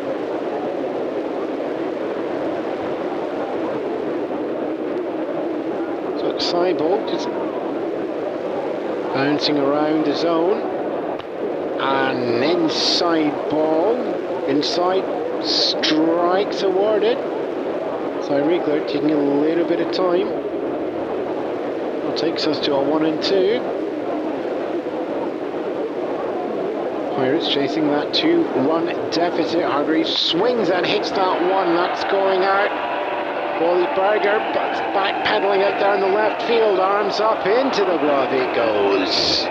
2 away. Now Wally Berger was a little bit nerves out there in the left field to start off the game, finding a little bit more. Confident catch there while running little backpedaling there. Now we've got another pinch runner coming in now, so that's going to be it for Larry French in the pitching. Jim Mossoff comes in. Only his second game for the Pirates, so it's zeros across the board here. And is he going to watch Seibel throw that one past him? Not in one. 2 up, 2 down so far, with a deficit of 2 for the Pirates here in the bottom of the 7th. And that's going to be a called strike 1 on Jim Mossoff. 1 and 1.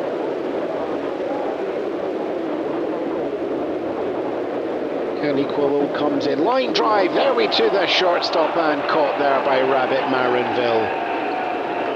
And now with that, side is retired, 3 up, 3 down. 2 pinch hitters are not making the difference, posting zeros down your card. No runs, no hits, none left on base, and no errors charged to the Boston Braves defense here. Okay, into the 8th we go.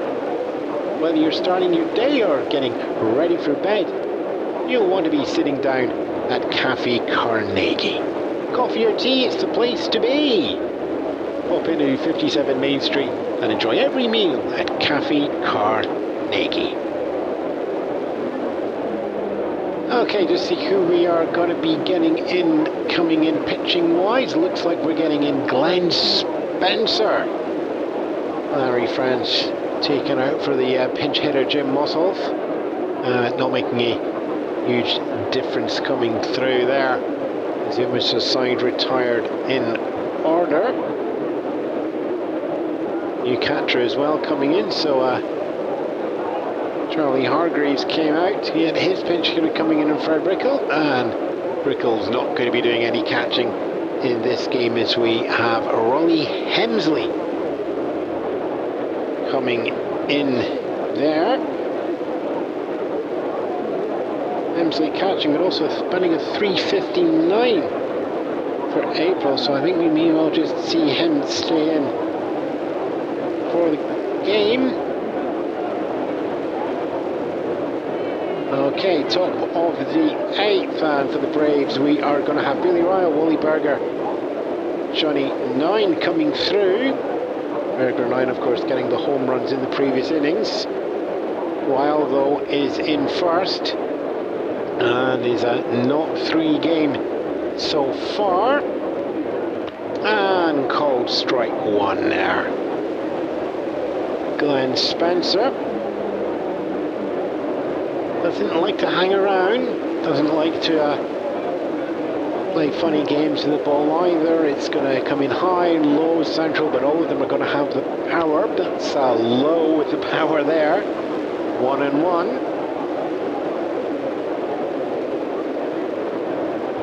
Spencer happy to work in the vertical as much as possible. And that's another one coming in low, as we're going to go 2 and 1. Billy Ryle looking to get on base for the first time in this game and carry on the almost constant runs we got in the 7th inning. As that one's going to be hit high, it's going into center field. Our Flagstaff feet planted, doesn't really need to move on that one, and that's going to be a comfortable catch out there. And how far Ira came in, not that far, so another Let's Make Forbes Field long, probably saves another home run there.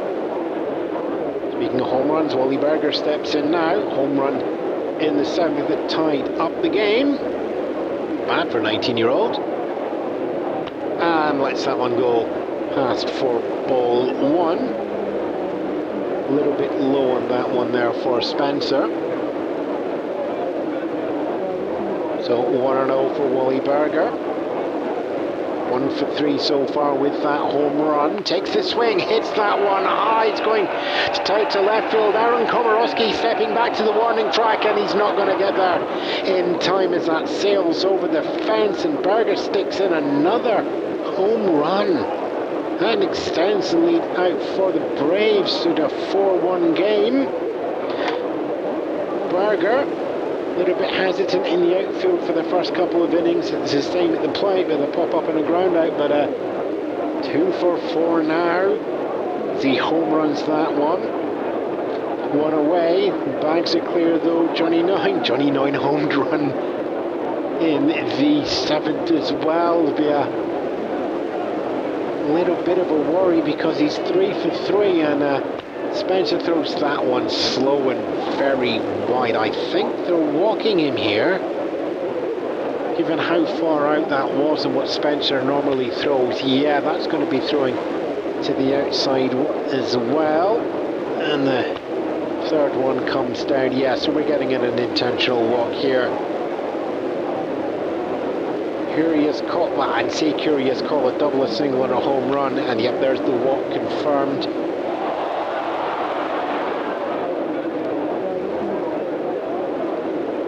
I think they're just, I don't think the crowd are happy with that. Spencer coming in and just giving up the base. So yeah, Freddie McGuire comes in now. Ground out, pop up there, and goes ahead in the count straight away with a fast low 1-0. Spencer just trying to find where this gap is between the ground and the bottom of the zone. There's 1-0. Freddie McGuire gets ready for that one, comes down there, and the steal is on. Actually, it's going to be a throw fast up caught there. Dick Bartell moves over, and there's the caught steal.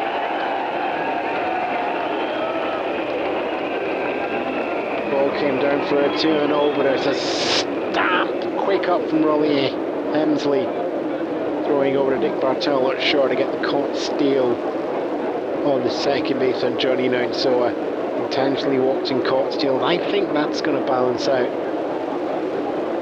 with the fans, so it's 2 away. This is a 2-0 count still on Freddie McGuire. 2-0, fouled off there. 2-1. So bases have been cleared, no more for McGuire to work with. Braves up by 3, but 2 out so far here in the top of the 8th, and that's going to be a called strike. 2-2. Spencer coming in high on that one, and comes down. Line drive, goes up third base. Curveball call from Engel. Over to Gus at first, and there we are. Side retired. Home run did go on the board to extend the lead, but no more damage on that one for the Pirates defense. So it's 1 more on the board, and that was just a single hit on there. 1 left on base and no errors charged to the defense. As we go into the bottom of the 8th, Pirates are chasing a 3-run deficit now and have not posted any runnings since the first inning. We have a final score over from that game, by the way, after that little bit of action from the American League. Detroit Tigers 2 and the Philadelphia Athletic 17. What does that do to the league, actually? We just have a look through what that's going to do. Come on, can somebody bring me up the numbers? I would quite like to see the numbers on the American League. Somebody hand me the paper. There we go. It's just doing, to be fair, just doing the maths there. Tigers are still stuck there on the bottom. They're now 6.5 behind the Yankees. Athletic, and that lets them climb up there and takes them to a 7-5 record, just 2.5 back on the Senators. So the bottom goes bottomer, and the higher goes a little bit higher as well over there in the American National League here, of course. Pirates already at the top, 9-3 so far, need a looking to extend that, and you've got the best chance of doing that. They're going to be top of the order. Ira Flagstead, George Grantham and Paul Warner are going to be up for you, and Sock Seibold is going to stay on the mound.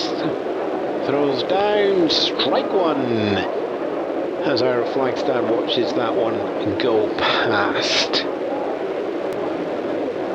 And watches that one for strike two, sitting both on the inside there. Flagstead, heading right-handed, so stepping in from the left-hand side of the box. And the 0-2 is going to be well inside there. Flagstead just shimmying the hips back. We go 1 and 2. And snap of the arm from Seibold. Goes inside again. He's trying to work the inside line, but 2 and 2. Leaving it there for Flagstead if he wants it. 2 and 2 comes in, and that's going to be hit, popped up. It's going to be taken by Billy Ryle over a shortstop there. Actually, two coming together. Marinville's holding up the ball. So third base and shortstop going in underneath that one. Loud voice there of our Marinville, 8 years or so in the game, making sure he takes that one there. So it goes to the shortstop there and 1 away. Bruce Grantham in now. And lets that one go by for ball 1. A little bit high.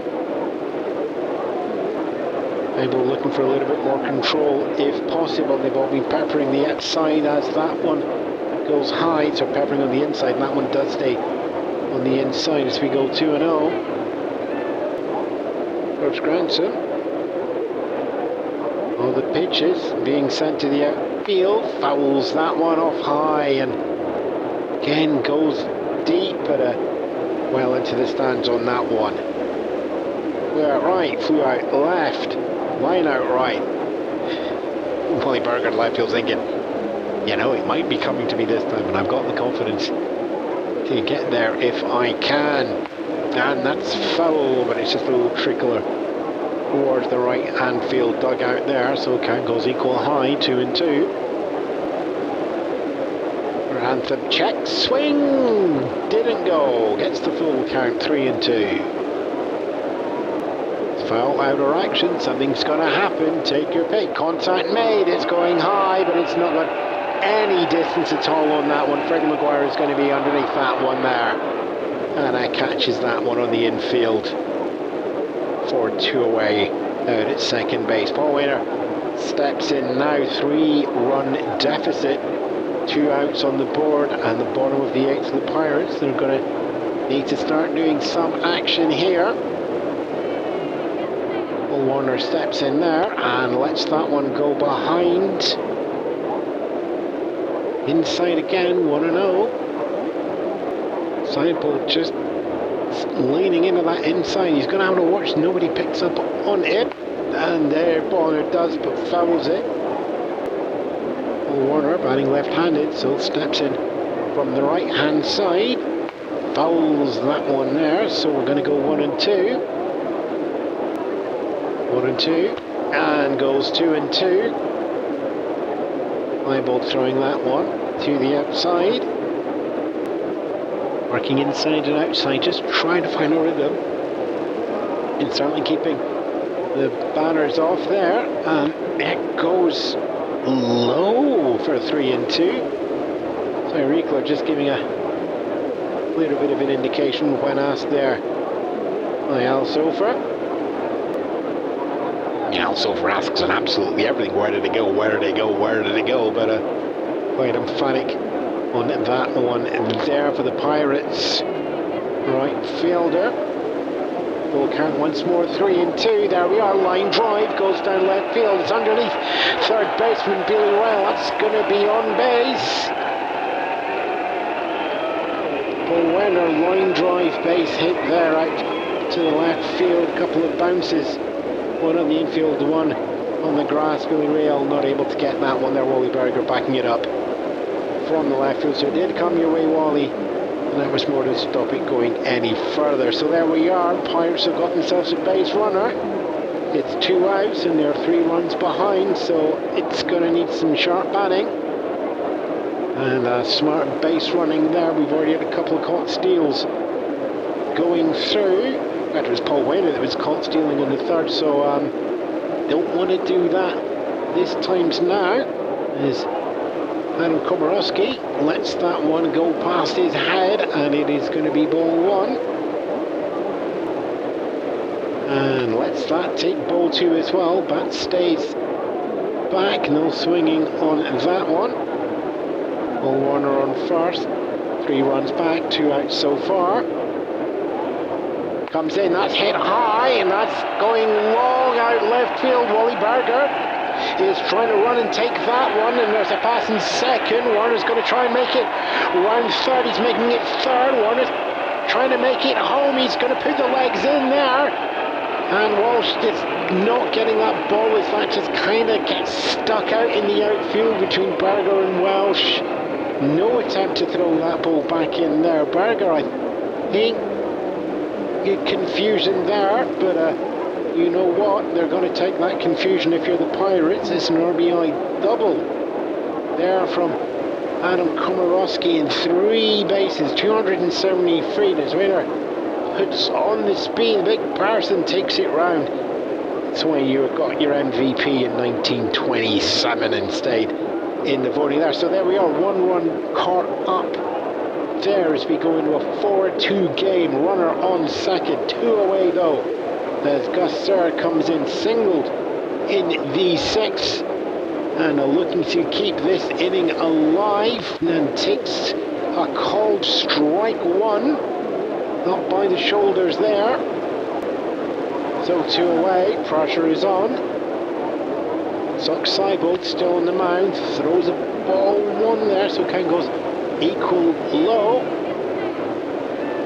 Gus Serr, fielder's choice, ground out single so far.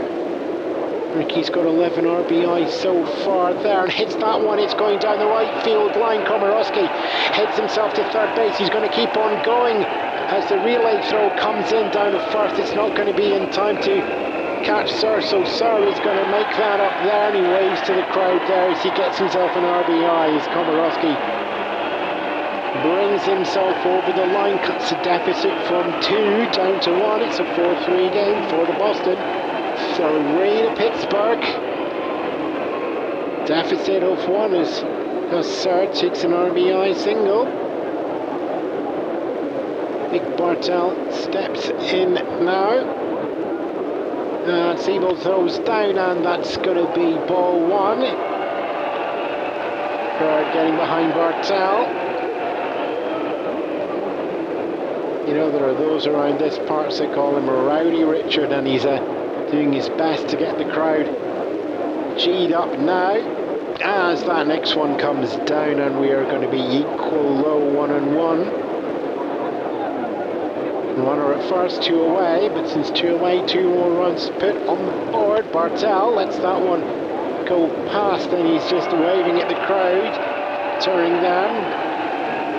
Little wave, get them firing up there, but in this sun and heat, there the shadows still not crouching onto the diamond. It's a 2-1 count, and that goes 3-1 for Bartel. So runner at first, 2 away, 1 run to the deficit, and there's going to go down line drive, base hit past Ewan underneath. Earl Kirk steps in from the outfield to get that one, throws it in hard, and Rabbit Martinville steps in, picks it up in the middle of the diamond. So it's going to be runners on the corners after that one there. Dick Bartel takes a single with a line drive down past first base. It's a right fielder, Earl Clark, comes in, picks it up, throws that into Martinville, who's covering the center of the diamond to cut off any advance from either. So runners at first and third, 2 away, 1 run to the deficit. Charlie Engel steps in now. It's not 3 cards so far. And now he's going to go for ball 1. Gets himself ahead in the count from Sock Seibold. As you said, runners first and third. think Bartel's been here already. It's the first time Sir's made it all the way around. Ball 2. Engel goes a little bit further into the count. 2-0. Seibold shakes that one off. Al Sofer is the catcher, takes that one, and that's fouled off down the right field line. A little bit of hope there. Runner at third, you're going to need to get a base hit in here, and that'll bring you in the tying run. That's at third base in Gus Sir, and that's going to be inside for ball 3, 3-1. Runners at first and third, 90 feet away is the tying run there, and that's hit there. He's going out line down third base line. Clean catch there from Earl Clark out in the right field, and the side is retired. But getting closer, 2 runs on there, brings the run count from 4-1 now down to 4-3, coming off 4 hits there, but 2 left on base, the tying and the go-ahead as we go into the 9th inning here. Pirates will have another chance, but now the defense is going to have to do the business if they can and keep this game as close as possible. Join us here at Forbes Field as the temperature is high both in the heat and in the game, but if you want to cool down, well, whether you're starting your day or getting ready for bed, you want to be sitting down at Cafe Carnegie. Coffee or tea, it's the place to be. Pop in at 57 Main Street and enjoy every meal at Cafe Carnegie. Al Sofer, 8th in the lineup. Seibold, 9th in the lineup. And then it's going to be back up top for Jimmy Welsh. That's your Boston Braves. So it's the 8-9-1. That's who the Pirates defense is facing. Al Sofer comes in first, and he's a 2 for 3 game so far. 2 singles with a ground out in between them. Glenn Spencer is going to be bringing the power to that once more, and throws down for strike 1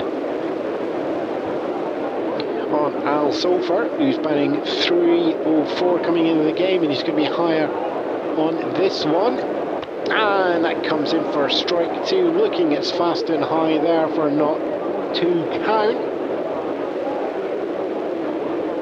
Brings the ball back again. Spencer just nodding fast and enthusiastically, brings that one in, but it's high and outside of the strike zone for 1 and 2.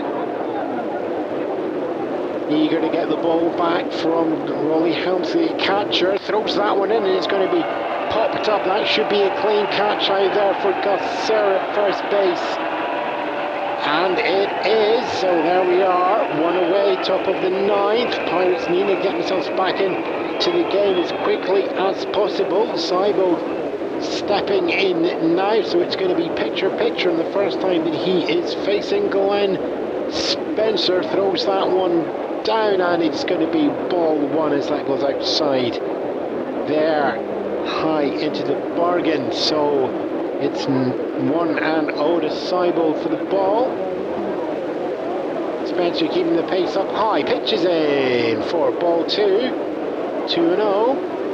Seibold just letting that one go past. Queen's back, it is coming in high as well. Spencer eager for the ball and comes back in again, pitches that one in, and that's going to go high. It's going to be pop up to Paul Warner out in right field, and he's going to collect that one there for the second out. 2 up, 2 down.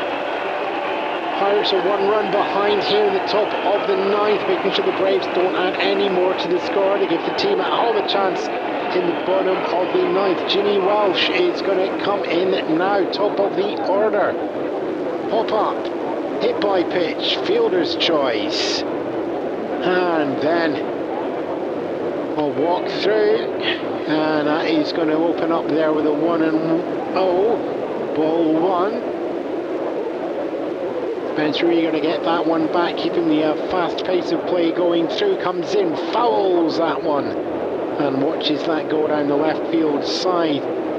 So the opposite hit there. We got a 1-1 count now. 2 outs so far here in the top of the 9th. Braves 1 run up, looking to extend that if at all possible there, and that's hit line. It's going intercepted. Gus Sir picks that. Spencer sprints over, picks that up, foot on the bag, 3 away. And with that side retired, defence needed to do what it needed to do. 3 up, 3 down there. No runs, no hits, none left on base. No errors charged to the Pirates defence, and it's now all down to the offence. 1 run back, and the bottom of the 9th. And it's going to be an 8-9-1 facing the order as well. Rolly Helmsley, replacement catcher in. Al Bull is warming up in the on deck. Of course, you're going to put a pinch hitter in there if you can. Give me Al's numbers if you can. And of course, it'll be Ira Flagstead back at the top of the order here as well. Sock Seibold staying in to the 9th inning. And a 9-3 record for Pittsburgh at the top of the National League. Giants are 1 game back, so they will stay at the top no matter what happens here, but they will be looking to keep sole command of the National League at the top. But to do that, they're going to need to find another 1 run to tie, 2 runs to go ahead. So Charlie Hargreaves started off as a catcher, replaced by the pinch hitter Fred Bickle. Rolly Helmsley coming in now, so we've had a lot of changes here in the batting order. It's spot number 8, so it's Rolly Helmsley, 359 through April, 1 home run on the board. I'm sure they would love to see that now, and we're going to see Sock Seibold throws in for it's going to be ball 1 there. And Helmsley gets himself ahead in the count. Pitch comes down, and that's going to be hit high. Jimmy Walsh running in from the centre field, slides, gets the basket catch underneath that for 1 away. Of course, Pirates looking for 1. Braves just need to do 3 up, 3 down, and they will take the lead there. So there's 2 outs left as the fly ball goes out to the centre field. And it's going to be Al Bull come in. Al's record don't have immediately to hand, and we're going to watch Seibold throw in there, ball 1. So Al Bull ahead in the count.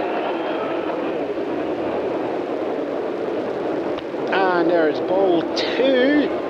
Crowd happy with that one there as well. 2-0 in the count. It is Pirates chasing a 1-run deficit here in the bottom of the 9th. Ball 3 coming through in there as well for Al Bull. Seibold steps back now from the mound, just takes a moment to gather himself. It's a 3-0 count, 1 away. He needs to find 2 more outs to give the game to the Boston Braves. Braves in tied at the moment with Philly and St. Louis 4 games back. Looking to get there, throws that one down, fouled as it goes long from Al Bull, down 3-1 on the count there. Gets another chance to swing here, 1 away though, so Ira Flagstead, top of the order, is warming up there. 3-1 comes in, and that's going to be called strike there as the count fills up. 3-2 on Al Bull. Gets ready on the swing. Pitch comes in from Sock Seibold, and it's going to go foul once more. Al Bull eager to do some damage with this one, if he at all can. 3-2. Ball comes back into Seibold. Does a little rub around there. Eye contact made with the pitcher. Throws down, and that's going to be hit high. It is going long. Jimmy Walsh is backpedaling in the outfield. Jumps up at the wall. Catches that. Steals the home run away from Al Bull. And the crowd are just not happy at all with that one there. Flies out there. Technically hands towards the right, but Jimmy Walsh in the position there after the shift and catches that one up there. So it is a 2 away there. Ira Flagstaff waves to the crowd there. 1 run back, 1 out left, 4-3. Boston Braves visiting for Pirates home team on the 3, looking to find 1 more, and that one there, and there's just a Seibold steps back from the mound there as well. Steps back in, counts equal, it's 0-0. Where's Flagstead get? Open up the games with a double, and watches that one go behind them for ball 1. 1-0 ahead in the count here. Seibel just takes it out over to his catcher. Al Sofer throws that one down, and that's going to be fouled. As we get a 1-1 count there, Seibel is just waiting for that one. He's not been doing the works in the strikes, but he's getting the flies and the pops as needed. It comes down for the 1-1, and that's going to be hit high. It's very high. It's got no distance. Rabbit Marinville is going to be coming underneath that one. Dives as well. Misjudged it, but it's a basket catch, and that's out number 3 with a pop fly out to shortstop there. That's your game. And for our game where Pittsburgh was in control for most of it, a rally in the 7th inning put 3 on the board for Boston Braves to take them to a 3-1 game. Insurance run in the 8th took them to a 4 runs on that one. A little bit of a rally in the bottom of the 8th as Pittsburgh put on 2, but were unable to capitalise. A scoreless 9th gives that one to the Boston Braves here at Forbes Field. Of course, it's the first game of the season with these two teams meeting, so they are going to be doing it all over again tomorrow. Pirates will be looking to equalise out that series if at all possible. It's the 3-game series taking place here, and the Boston Braves will be heading back to their hotel, happy at that one. Pressure put on, but defence holding strong through 6 innings there. Final on the board, Boston Braves, just a 1 hour charge to them, but 9 hits, 4 runs, that was enough for them. 10 hits for the Pirates, but 1 more hit and 1 last run brings that down to 3. Damage being done, it has to be said, over that 7th, 8th inning period, with Wally Berger hitting the home run followed by Johnny Nine home running both of them to open up the 7th and give the Braves the lead with another run following on the 3rd. Bottom of the 8th, Rayner and Kormonski working hard from singles and doubles, and Gus starting another single as well to get 2 runs over, and that built on the one from the first in the take them to 3, but not enough. So here at the end from Forbes Field, it's Boston Braves 4, Pittsburgh Pirates 3.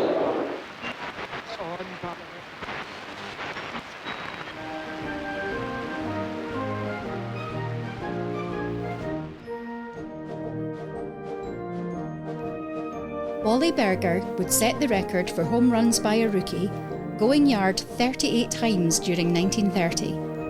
The record would stand until Mark McGuire's 49-run debut season in 1987. Boston Braves' Rabbit Marinville's 1922 record of 672 at-bats and 747 plate appearances without a home run remains the record to this day. Parts of Forbes Field can still be found in the grounds of the University of Pittsburgh. Pirates fans meet every year to stand in the spot where Bill Mazeroski hit a walk-off home run in Game 7 of the 1960 World Series. This broadcast should not be considered a complete or fully accurate historical record. We thank Crafting the Call, Retro Sheet and Sports Reference. This is Classic Baseball Radio on KCBR. classicbaseballradio.neocities.org.